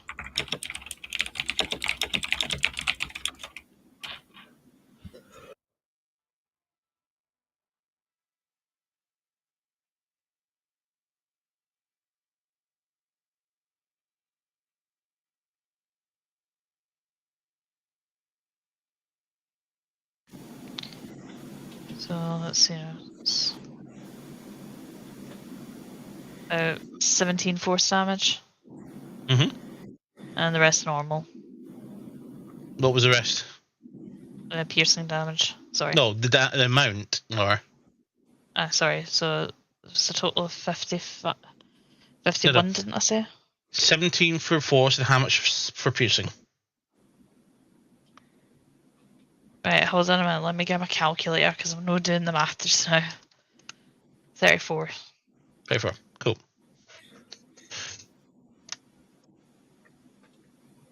I think I've got that right. We'll go with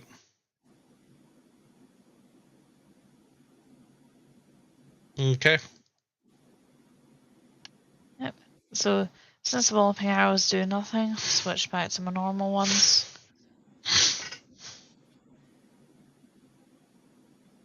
$35 to hit. Hits.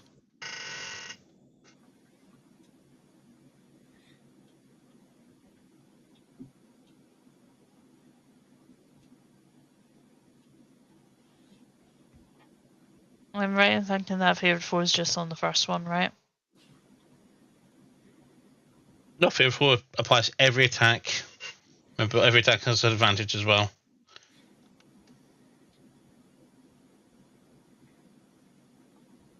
You know what? I'll see if I can do better than 35 then. Go on, crit it. Go on, you know you want to. Yeah, no, that's not a crit. Oh well. And reroll.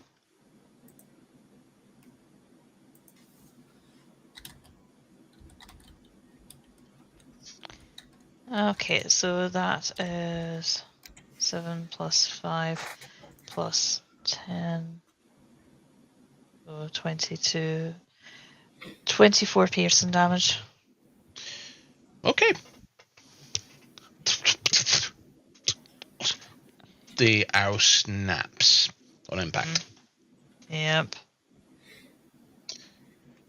What you also all of a sudden is Alpha pulls out her bow, she pulls it back, and then all of a sudden, this purplish orc shoots down the arrow, and as you shoot it, smashes into the thing, explodes. Then all of a sudden, these 5 darts came flying out, and then swoop back in and offered the construct, unfazed. Okay. Anything else you want to do? No, that's me. I'm still trying to figure out if there's anything that I can do that'll actually freaking hurt it. Fire does nothing. It teleports, so that nullifies my, spike growth ability. There's clearly no League again, League hurt by the arrows, so I think I'm shit out of luck with this one. There's damage you can deal. You just need to stack it. But okay, next up is Steel River. He's going to go ahead and just going to hack his slash away because he knows. In fact, do we have a good spell for him to use? Nope. We're not going to do any of those. First attack. Let's do it with advantage. Miss. Miss. Miss. Miss. Oh my god. He's just hitting away against the armor and just dealing no damage. How the hell do you hit this thing? Harder. With I'm luck hitting it and hard. skill. Fire didn't work. Your magic is barely working. Still doing something.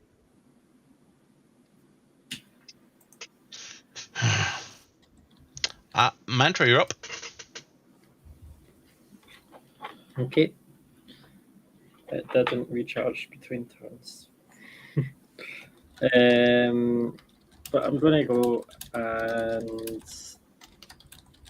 I mean, it doesn't actually matter where I stand, but yeah, I'll stand where I'm flanking anyway.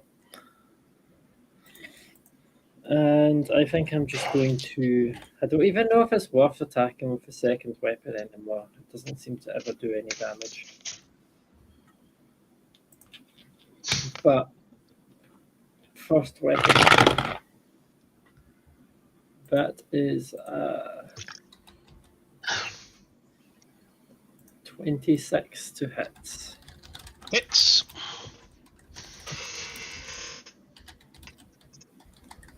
Okay. I think I'm going to add a sneak attack. But it's just a normal sneak attack. So, and I'm also not going to add the flourish onto this one. Because I'm kind of out of bardic inspiration. Oh, one went walkies, but landed on a 6. So you're going to keep it, right? Seville. And then I get to reroll a 1, so, well, I get to reroll one I don't like the look of, and that one I didn't really like. I was tempted to reroll the 6, so I'll be honest.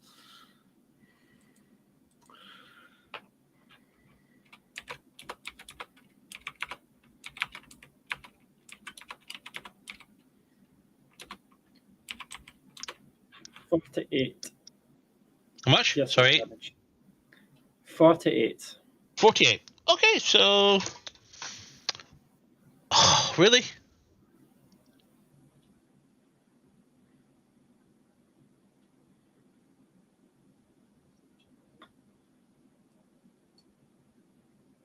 What? You'll find out. Could do more damage, right? Okay, anything else? It's good to what more damage? Would have been better to do just a little bit more damage. Well, I'm going to try and attack with my offhand anyway. I've not made up my mind yet as to whether or not I stick with it. But that is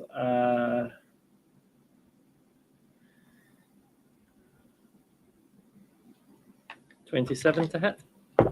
Hits. And for close to maximum damage, that is 14. 40. 14. Oh, 14. Ha. Feel the vibration go back through the blade. Okay.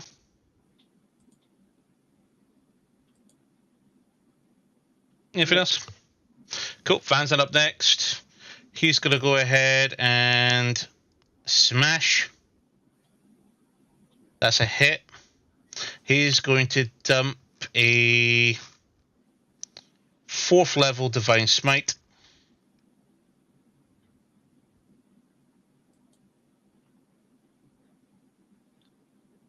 Because he needs to deliver damage here. He's struggling to do his own damage.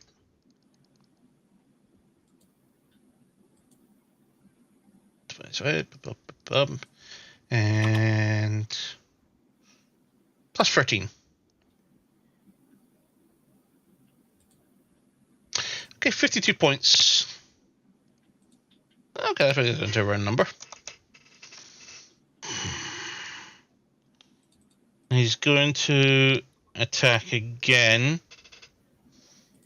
but the construct sits down and stands at the front.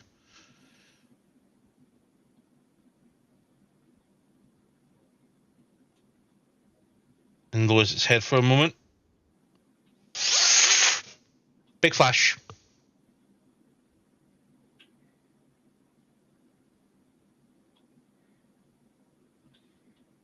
Where the fuck is it? Whenever you put it. I need to leave the circle before my turn finished.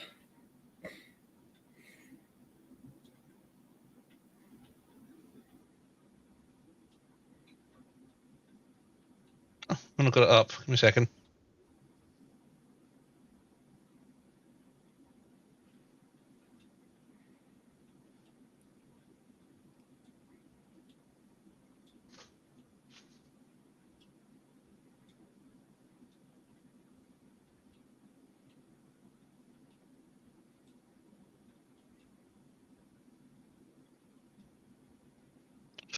You find yourself back in Koloff Vaults.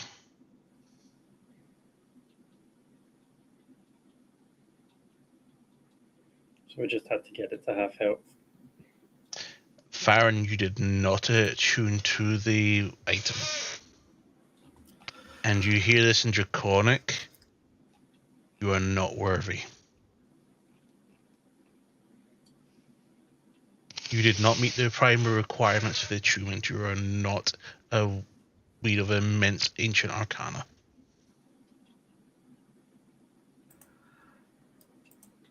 Okay.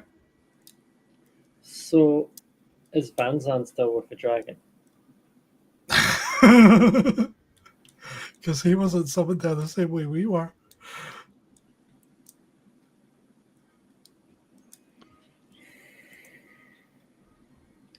Well, he was meant to be on this plane. So I could use this gate again and get him here if he's stuck on that plane.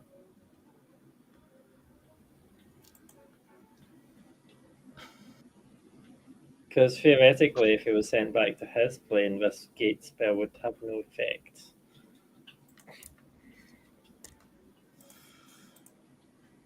So I use gate again.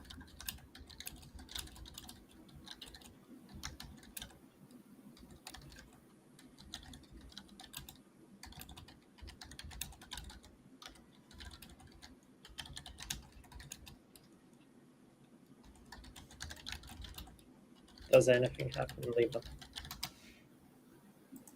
So your gate, what are you doing with your gate? Summoning Van Zandt. Seems to fail. So he got back. Good to know. It was my way of testing if Van Zandt got back to where he was.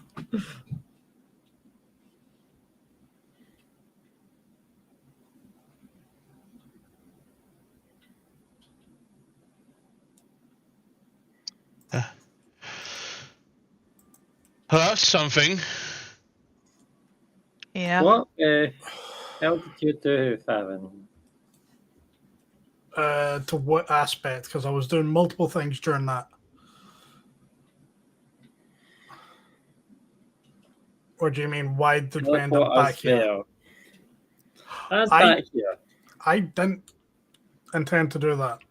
I think whenever you try and see how, obviously, with a lot of magical items, you need to like concentrate on an aspect of it. I was trying to do that, but it took us there, and after we got back, it said that I am not worthy and I am not a weaver of great arcana, essentially.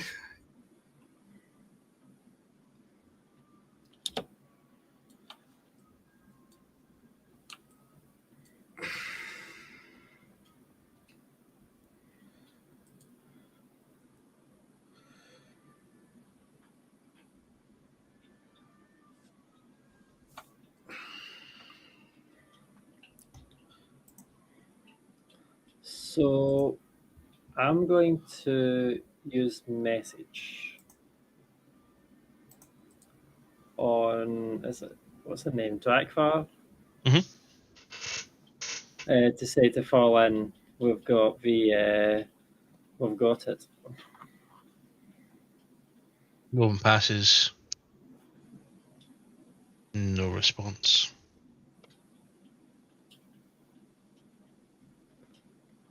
Let's head towards the main vault. Because if he was where he was standing, he was just in range of that spell.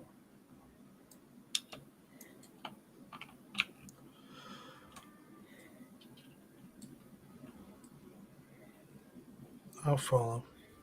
I'll move along the corridor.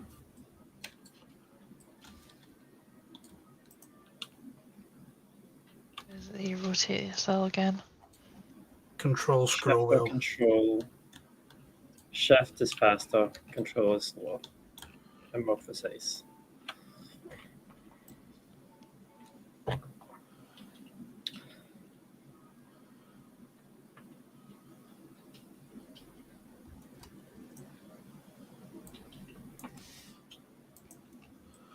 I'm assuming we're sticking to movement speeds. Mhm.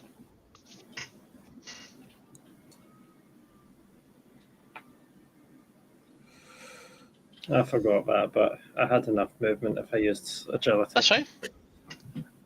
You're You're not so an guys, issue for so you can just move however much. a little bit up until this point. Now that you've caught up, let the rest of the party catch up to you.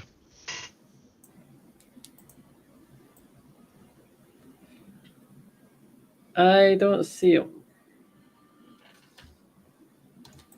And I would like to try and cast message again. It's Mantra, are you there? Can you hear me? Oh, hell no.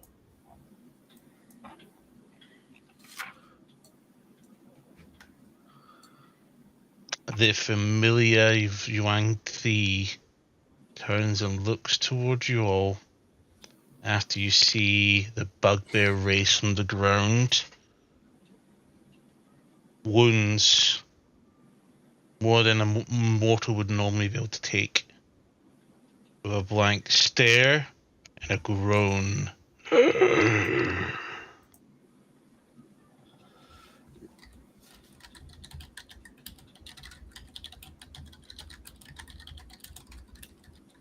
Do we recognize Saliphanos? Oh yeah. His features haven't really changed that much, but it's more the bugbear that he's just raised.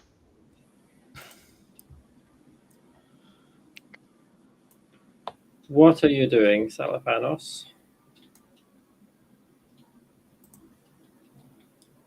This one has escaped us for quite some time, and now he will help Sizafu.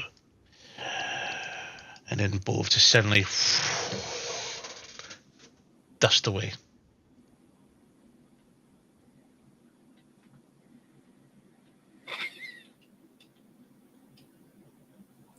So, I mean, from Varen's perspective, Mantra knows someone that does that stuff. I think I've saw him once before, but I'm... Oh yeah, you fought him in Call Offset before, during the initial run. Yeah, but I don't think we really had time to like properly explain shit at that point, so I don't think he knows who it was or anything like that. And as his form is dissipating, he says, "Enjoy our friends." No perception needed. You hear rumbling. Growls and snarls. Dozens. Hundreds. A stampede seems to be forming from both directions of the vault. Okay, if I start to hear that, I make sure everyone is within 10 feet of me.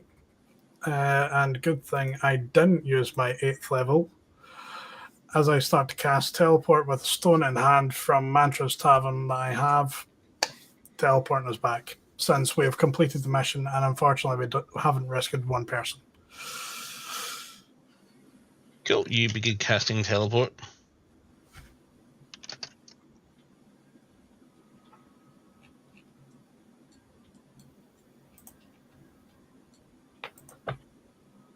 which is an action. So as long as everyone's within 10 feet. Well, I might when the talk.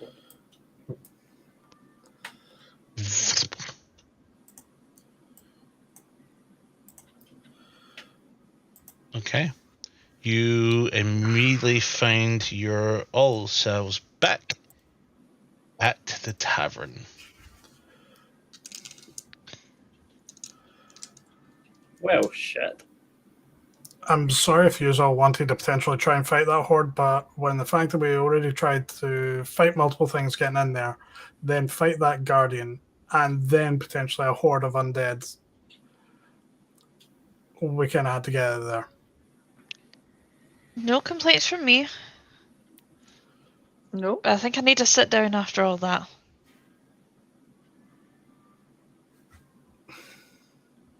Oh yeah, no, Balara. Give me a second. Yeah, the last time we used this map, Alara wasn't here. Mm-hmm. There you go. I'm like waiting for the map to load. Yeah, blame Liv for how long it takes to load. Yeah. Just because I Did made you this make map. it? Awesome.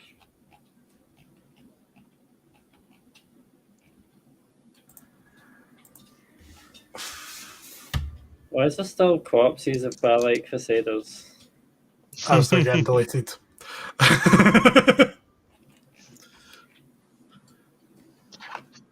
I can't. I remember what happened at this rock.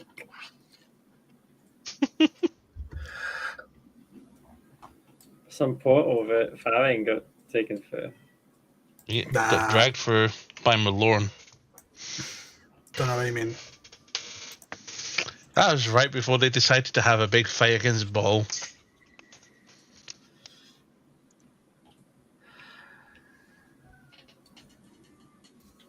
Okay, so everyone okay? Yes.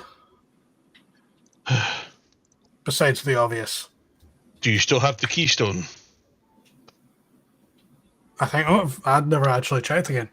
I reach inside my pocket to see if I find it. You do have it. Good. I hand it over to Maxwell.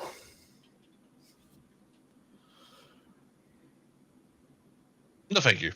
He already said he doesn't want to hold it. I'm not holding that. Not after what I just did. Ah, okay.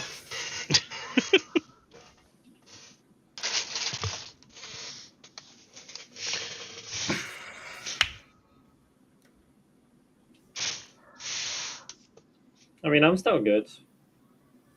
Did Then anyone you- else get hurt much?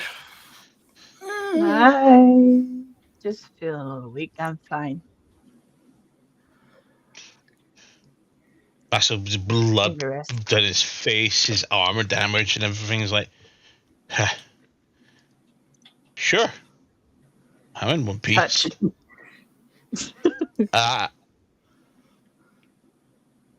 Yeah, I've still got like 120 health. Maxwell's at 54. Actually, you know what? 57 out of 104. He's at nearly a quarter.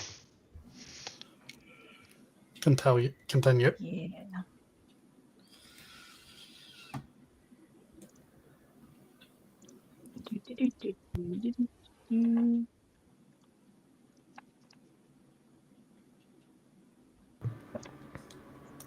That is 47 back.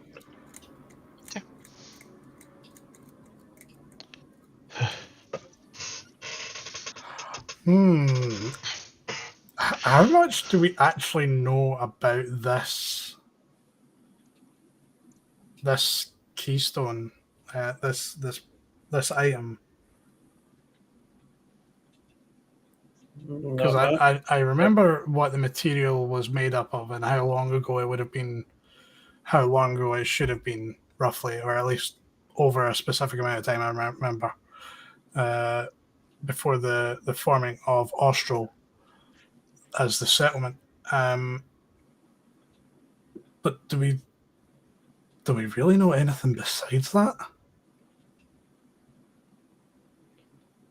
I mean, I'm pretty sure I just figured out about found out about its existence yesterday.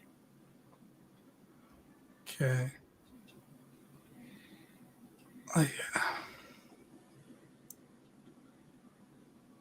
Like it mentioned about some forge. Celestial Crucible. Yeah.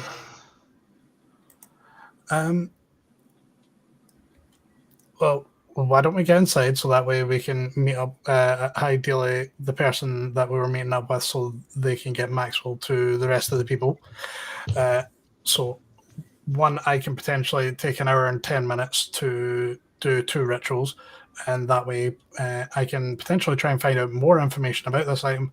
And if we need to teleport away from here to go to somewhere, I can then hopefully, if the ritual works right, get enough spell power to be able to teleport us again, unless someone else has facilities to do so. Well, was it not that they were just leaving the barrier up when they went so that They were leaving, yeah, I believe they were leaving one person, so that way when everyone else is gone, do one more casting, so that way we had enough time to get here, get there and back, and had someone that knew where they were going, because I knew I didn't know the location. oh so yeah, I could, because I mentioned that we were in the city, which we don't want to go to. So that's why we came back here, was to get a teleport out. Oh no, or an item that we can use from the location.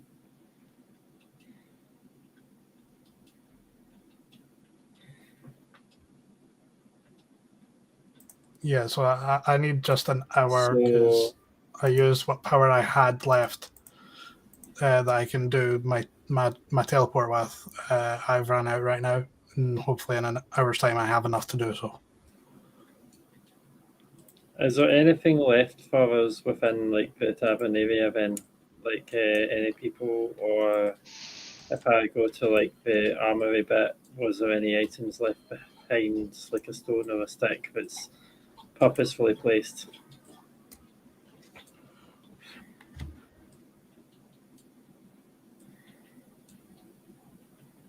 So give me a perception check.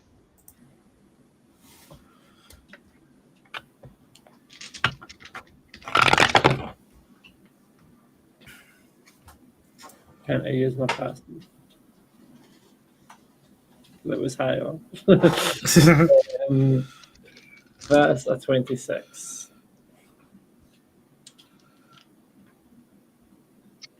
Oh, give me a second.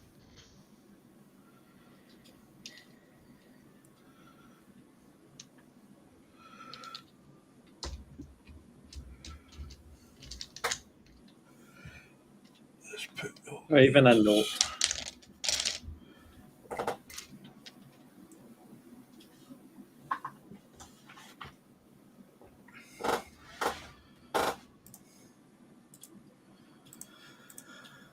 You only find a parchment that wasn't there before, Okay. with a dagger stuck through it. I'll go and read the parchment. As you take that off, you're not quite sure what to make of this. Making an Arcana check.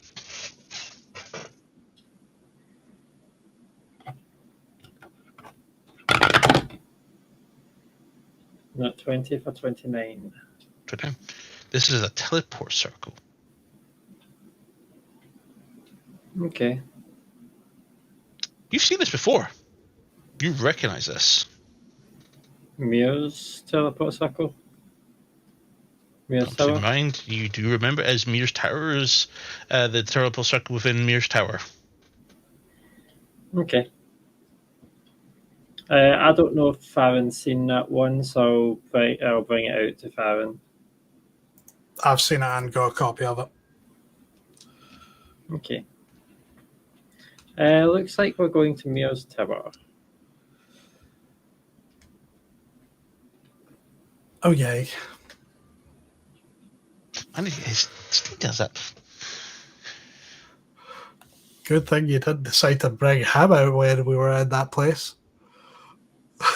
Yeah, it would be the worst plan.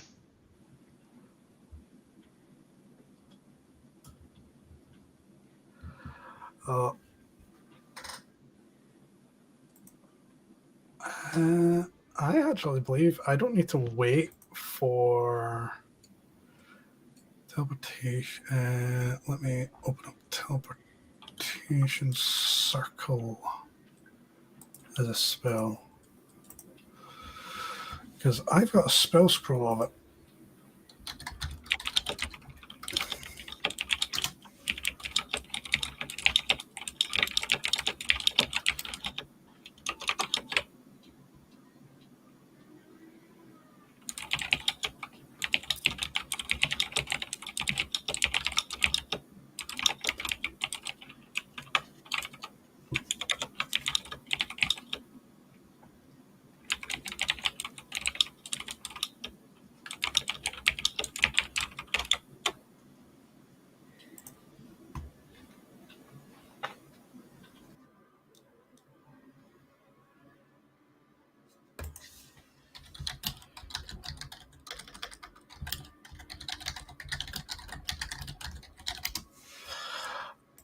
Okay, so if they've left us a teleportation circle sigil, then I can get us there now. That isn't an issue. I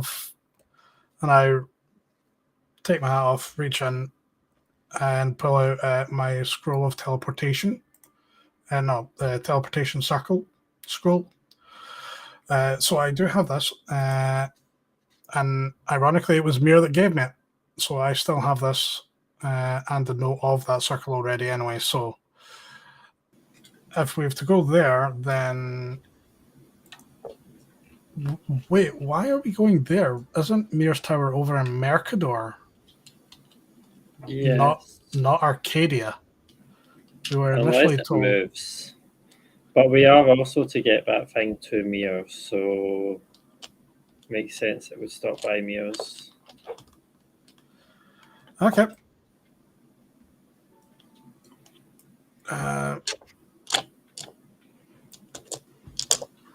I'll just go outside in the middle of the path, start drawing, start designing the circle that I know Mir gave me a copy of. It's also the exact same thing on the paper. But I don't complete it yet, and I just wait for everyone that wants to come through and not be left here, because it only lasts for around 6 seconds, and it doesn't have a limitation on how many people can go through it. It's just as many people can go through it.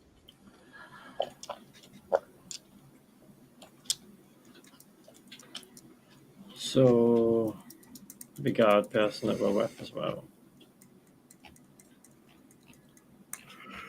Yes, the general. I'm assuming we shouldn't be using Foundry right now. Yes. You don't need it. Cool.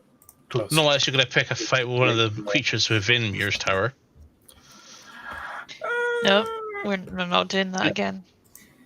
It might attack Farron. Has it been allowed for the? I have had access to it and went around the place. I mean, there's 2 unresolved characters in that place. Creatures, and there's also a few guards that you guys are familiar with. Yeah, one it almost killed me for disintegrate. I remember.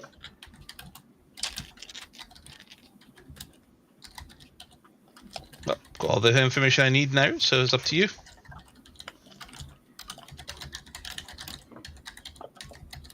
Is Mia here? So you teleported to the tower, yeah? As long as everyone is close by and they're ready to teleport, I'll finish the circle. As you begin to teleport, Maxo steps off. I've got work to do. Good luck. Are you,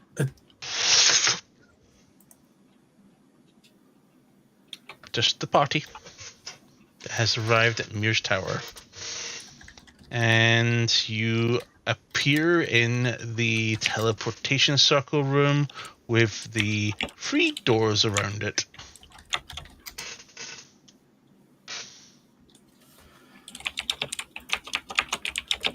cool. Lara. I remember. You've never been here before. You have found your way into a strange room.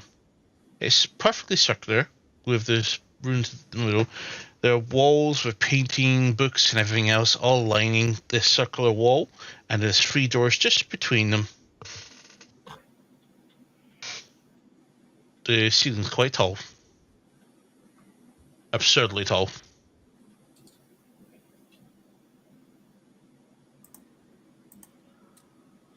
Welcome to Muir's Tower. I was gonna say, this looks like a standard wizard tower. Yeah, Muir is anything but standard, unless there's a room that someone tells you to go in. Don't touch it. That's a simple answer. There's multiple things around this place that can and will likely try to kill you until Muir tells otherwise. So Why would you go around in someone's home anyway and just try to touch their stuff? You've been around us for long enough to realise that we're kind of kleptomaniacs, right? But isn't this your friend? Why would you? Never mind. I slowly hide the keys that are attached to my belt that were found here and had my name on them. Oh. But kill it. The stuff that will kill you here. If you go through the wrong door. If I remember correctly, there was a wind elemental and a couple of giant statue construct things. Mm-hmm. And an oblex. Yeah, that thing. And that's just in the lobby. If I remember correctly, it's not quite just the lobby, but it's... Well, one of the constructs in the lobby that you fought when you came in, and then there's 2 more near the summit of the tower. study. Shouldn't we let Mir know that we're here then instead of yeah. Did anyone tell him that we're coming? I would assume I think he's expecting us. Yeah. Well, he might be expecting us, but just like you're expecting guests, but isn't it formal to knock on the door to let him know that you're here? What? I already know you're here. You hear this in your mind, and you have an opportunity to respond to the sending, Malara. Oh, well, that's pretty convenient. Hi. We found your artifact that you were looking for. Don't get lost. It's Oh. quite the adventure. What? Yeah. It was 2 different voices. Voices. Yep. Yeah. That's what I was like, wait, why is that 2 different accents? Is Mir controlled? My voice cracked. To Okay. forget the remnants of the beginning of a cold. Because, it's been really cold last week. Like, very cold. I've been at it at 7 degrees negative Celsius, which is equivalent to... Alexa, what is minus 7 Celsius in Fahrenheit? 7 degrees Celsius is 19.4 degrees Fahrenheit. That.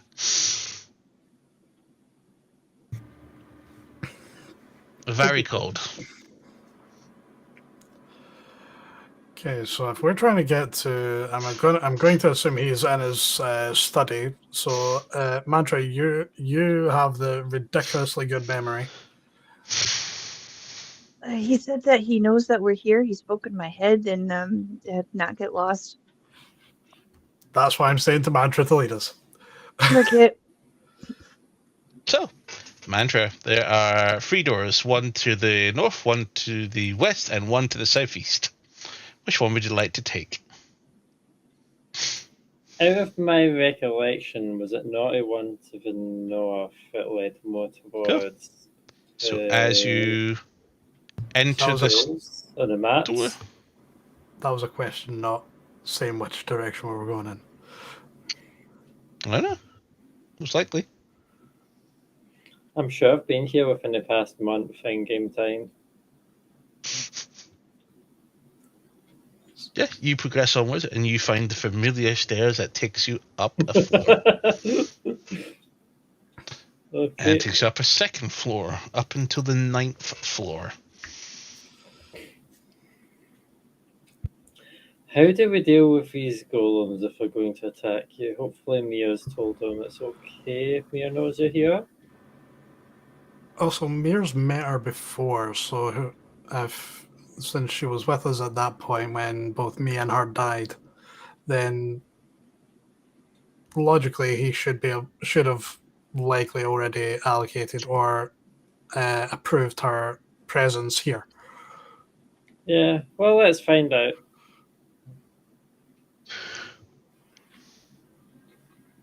I walk out onto the thing of golems tend to defend. Well, Aiming. You head up. while we're walking, I'm gonna go ahead and drink me a potion. Just in case. Cool. They only So cast as defense, you- it's fine.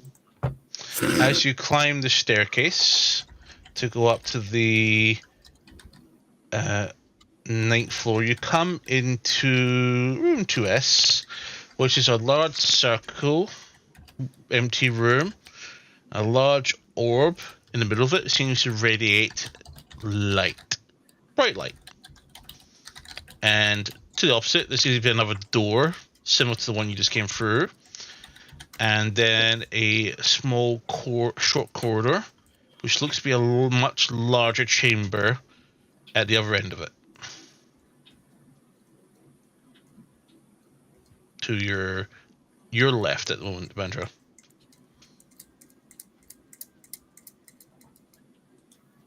There's a what? To what side, sorry? So opposite side, Okay, there right. is another door similar to the one you just came through from the staircase. On your left, there is a door, a passageway that has a short hallway that leads into a much larger room. And is this a new thing that I hadn't seen last time I was here? Oh, you've been here before. You remember you blinked in that next room. Misty stepped, possibly for the first time in that next room.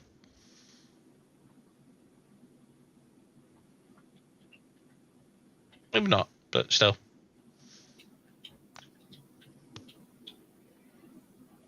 We'll see what one goes into a larger room. As you enter the room, you see a staircase flanked by 2 colossal constructs, each wielding a hammer, a great maul. This great maul is bigger. The head of this great maul is bigger than most houses, and the axe bigger than the sail of an airship. So are these new? They're exactly the same ones you've seen before. Cool. So I'm going to walk in front of them and see if they do anything. No reaction. Okay, so if you're going to get attacked, Farron or Milava, then this way. I've been here. You've been here. Yes. He gestures his hat. Oh yeah, What do you think he got his vestige?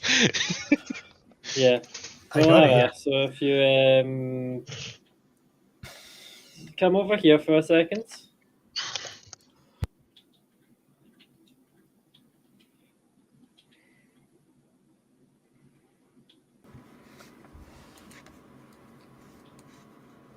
I will come over, but I'm still calculating how much health I get back. Yep, so as you progress through, If they start to move, run back. Gotcha. Well, here's the thing: the two constructs are already rotating their heads, watching Malara and Farron. You're walking together. Yeah, I'm happy enough walking, so that way, if they start to go after her, there's more than one target there. I presume we continue up the stairs. Yeah. Cool. As you climb the stairs, you see a very towering figure into this huge open chamber. I'm going to send this screenshot into Gunflap so a little reminder of what this room looks like. You enter in from the south on this image. But as a little reminder to those who have forgotten. Welcome to Mir's study. Before you is a font of arcane energy. The tables with books, orbs, mantles, a broken massive glass ball, a crystal ball shattered, sits on one side. And many other things to see to be dotted and messed around. But you see a tall towering figure who turns, who you will immediately recognize, Demiantis. And as he steps Is that the away, one that I put makeup on? Yes. Okay. and as he steps aside, a goblin stands there in robes.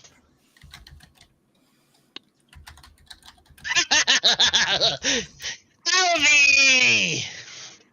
Grandpa! He just runs you, disappears, and then appears behind you and goes, "You've gone Nilfer again!" I just wrap my arms around him, pick him up in a big hug, and just go, "It's good to see you." That's wonderful. I'll put you down now, shall I guess. I'm go ahead and pop him down. And you, little kitty, you're getting tall and hairier. Just puts his hand between your ears and just starts ruffling you. Sure you're not just getting shorter? And fat. He walks past you. I hear you've all been had on a bit of adventure.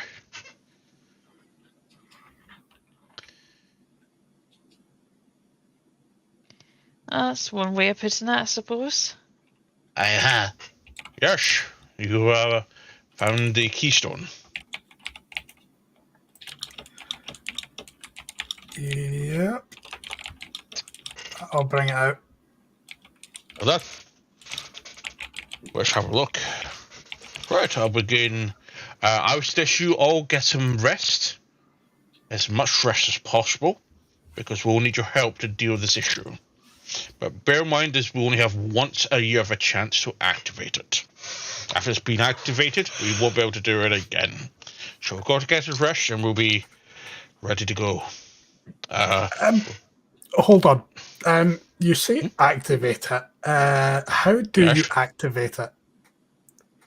You tune to said item, it transports you to the Astral She, and you take part in the trial. Okay, so the activation part, is that the once a year or? Yes. Then we fucked up. Numbskull overveiled did it. And failed. Do you possess ancient arcana? Are you a direct disciple for a god, a Dulgahagen? Or do you wield one of these? And he shows you this green orb. A fragment of eternity. This is the Stone of Time. You ask me if I have any connection to ancient arcana. My blood alone is the magic weave. So essentially, yes, I do have a connection. So you know the location of the celestial crucible then? I never said that. I said I have a connection Well, you to would it. know if you've attuned to this. Well, I tried to, and it didn't work. Because you weren't worthy! Well, we know that now, don't we? Because you're not that special. I never Yet. said I was. Fuck. And Demiatis just kind of sinks his head down and Abibotum goes, I just stormed back down the stairs saying, "Old fucking bastard."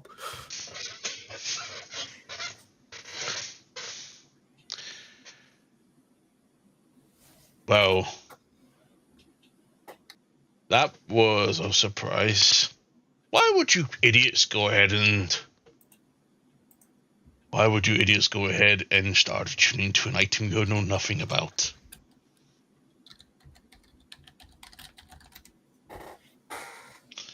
Well, I'll just have to wait and hope that we're all alive by next year.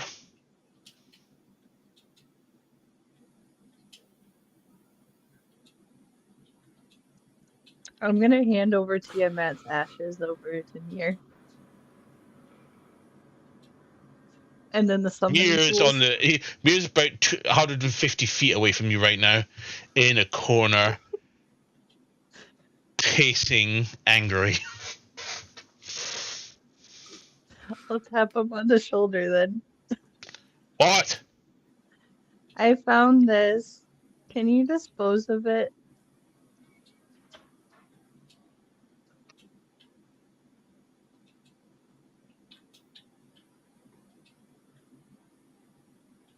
I don't want anybody summoning. I know one person that that had access, so she should be raiding someone's. Oh, that's place where you found the fucking stone. Right. Thank you. Anything else you want to hand over while we're at it?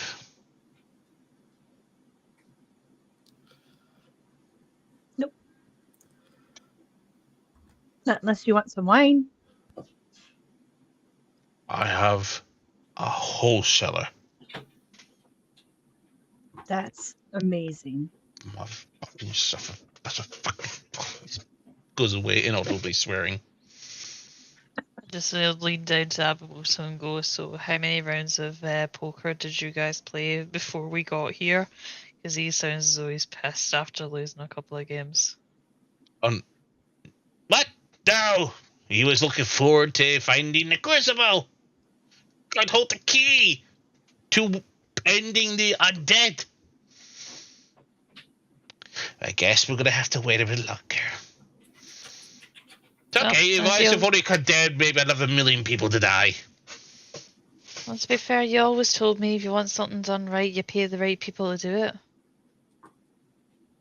Are you telling me you're not the right people? I'm saying that you're not paying us. Smacks your head with a That's where scroll. the problem is.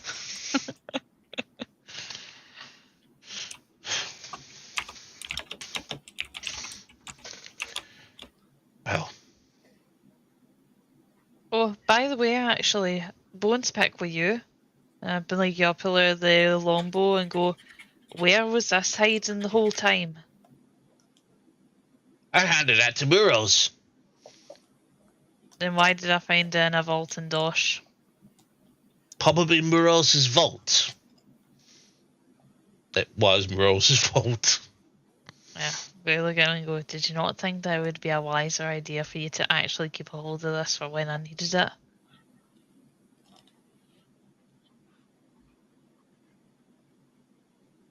It was somewhere safe. You could have put it in the Nidra vault though. What, so Cash and Wart can get in there? Do you think those two idiots can break into a vault? They're Did you lucky enough lose your that they could- street smarts when you got yourself back into that body? Admittedly, I've taken some brain damage, but that's besides the point. The pair of them, can they break their way out of a paper bag, never mind into a vault? You'd be surprised what they've been up to. Have you seen them recently? Not directly, but we managed to fix the crystal ball, then we broke it again. I was having a good observation of your fight with the monster queen that you fought. That was impressive. Which one was that again? Galzanathu? That's Oh the yeah, one. that one. Yeah, that bitch. Well, yeah, like that. That was a good one, I'll admit. Go ahead, Lorna, to describe Ababuto, since he's now shown his face for the first time in this campaign. What do you mean? We've ran into Abuto before a couple of times. Nope, you have not. I am sure we have. We've You had haven't. we've had a couple of sendings to and from him, but I don't believe we've ever seen him. You've never met him in campaign. Fair enough then. So Abubuso is basically a very small, wrinkled old goblin who is very finely dressed, like you're proper, like you're decked out, like you're with his rings and his jewels and things like that, and is almost like those either the no Star Trek. He's almost sort of like the Grand Nagus almost. Like of goblins, like that sort of like your old, like your wrinkles, like you're but very dignified and regal almost. Like he was part of my original party before I got goblinified, and kind of took advantage of that and decided, well, do you know what, I should lost her members and she's like you're passing as a goblin. I'll take her on as my granddaughter. So that's why I call him Grandpa. And needless to Does he have a say, walking cane? he does now. He also, yeah, let's just say I was very, very good at being a goblin and part of a crime family. So yeah, that's the reason why Cashrin and Wart hates me, because yeah, I did them at their own game and basically was head of the Nidra family after Grandpa started going into retirement. So yeah, fun times, fun times. Lara, you whisper, not of words, a whisper of truth. Something compels you, draws your attention over to the corner of this chamber.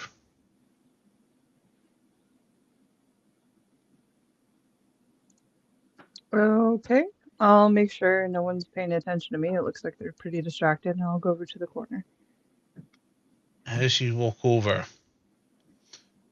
your eyes lock with a long, slender black object, like a rod, a staff.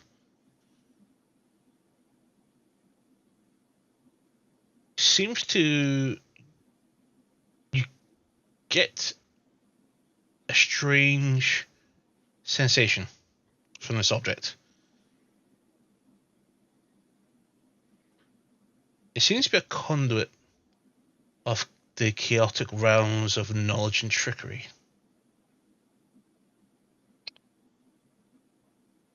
For those who embrace the unpredictable and seek to unveil the hidden truths within individuals, find the staff that has a specific requirement of attunement.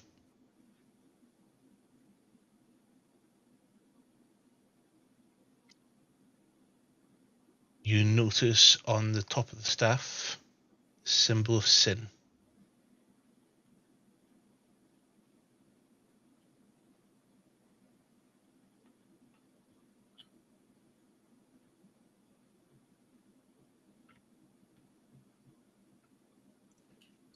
All right. You stand 5 feet from it. Staff is just a little bit taller than you.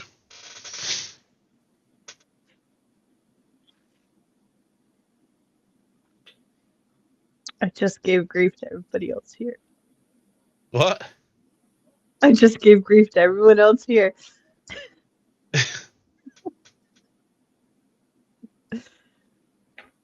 I don't know if I like Mir having this.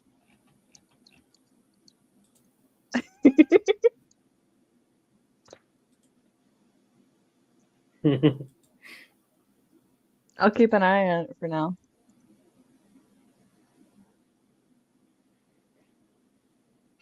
I will stand in front of it.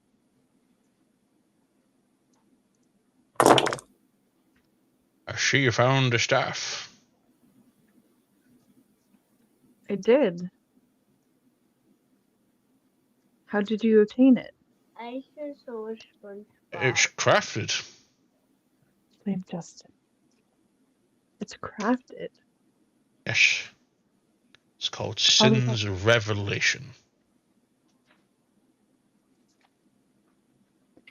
What you know is that we've been able to wield it because the people who enchanted it and created it,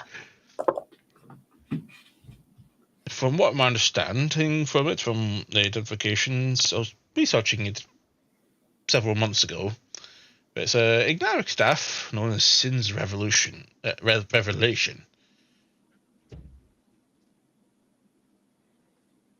This vestige not only serves as a formidable arcane focus, it also challenges the capricious essence of sin. From what I understand, it helps focus a spellcaster's magic. You were able to detect falsehoods. You were able to shield yourself. Not from magic, not from attacks, but from prying eyes. Also has the ability to detect magic.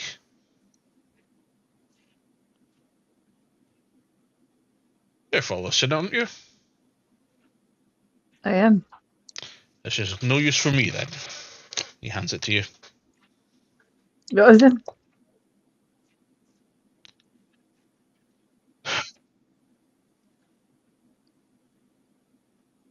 May this. And he leans into your ear and he whispers silently to you, very quietly.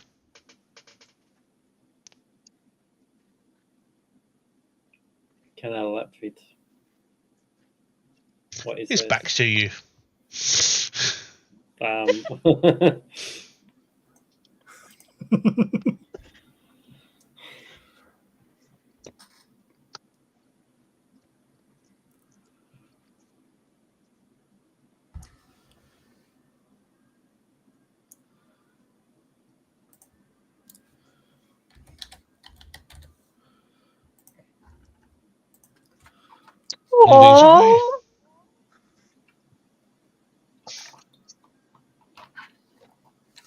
And he walks off, twiddling Thank you. with another object. Just to outline some of the items, features, it gives +3 to attack and spell savings. Once per short rest, you can use your reaction to discern whether a creature within 30 feet of you is lying. You can cast Disguise Self at will without expending a spell slot, and you gain advantage on deception checks. You also gain proficiency in Arcana, and you can cast Detect Magic at will without expending a spell slot. And there are Awaken features as well. I will try and get the item included by next week. Okay. I'll send this to you so you have an idea what's going on. Thank you. Do you want the Awaken features as well, or do you want that to be left for later? We'll leave that for later. I want a surprise. There you go. Thank you. In case you suddenly put yourself into a fight right now, you have that information. So, for now, we're going to call it there because it is getting pretty late and a few people would like to go to bed. So, thank you very much for joining us, guys. We're in Mirror's Tower and we're in a safe place to finish last session.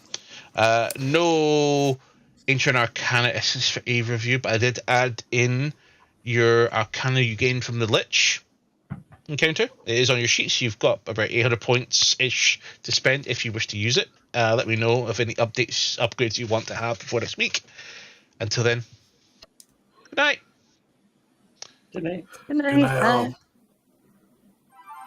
Bye.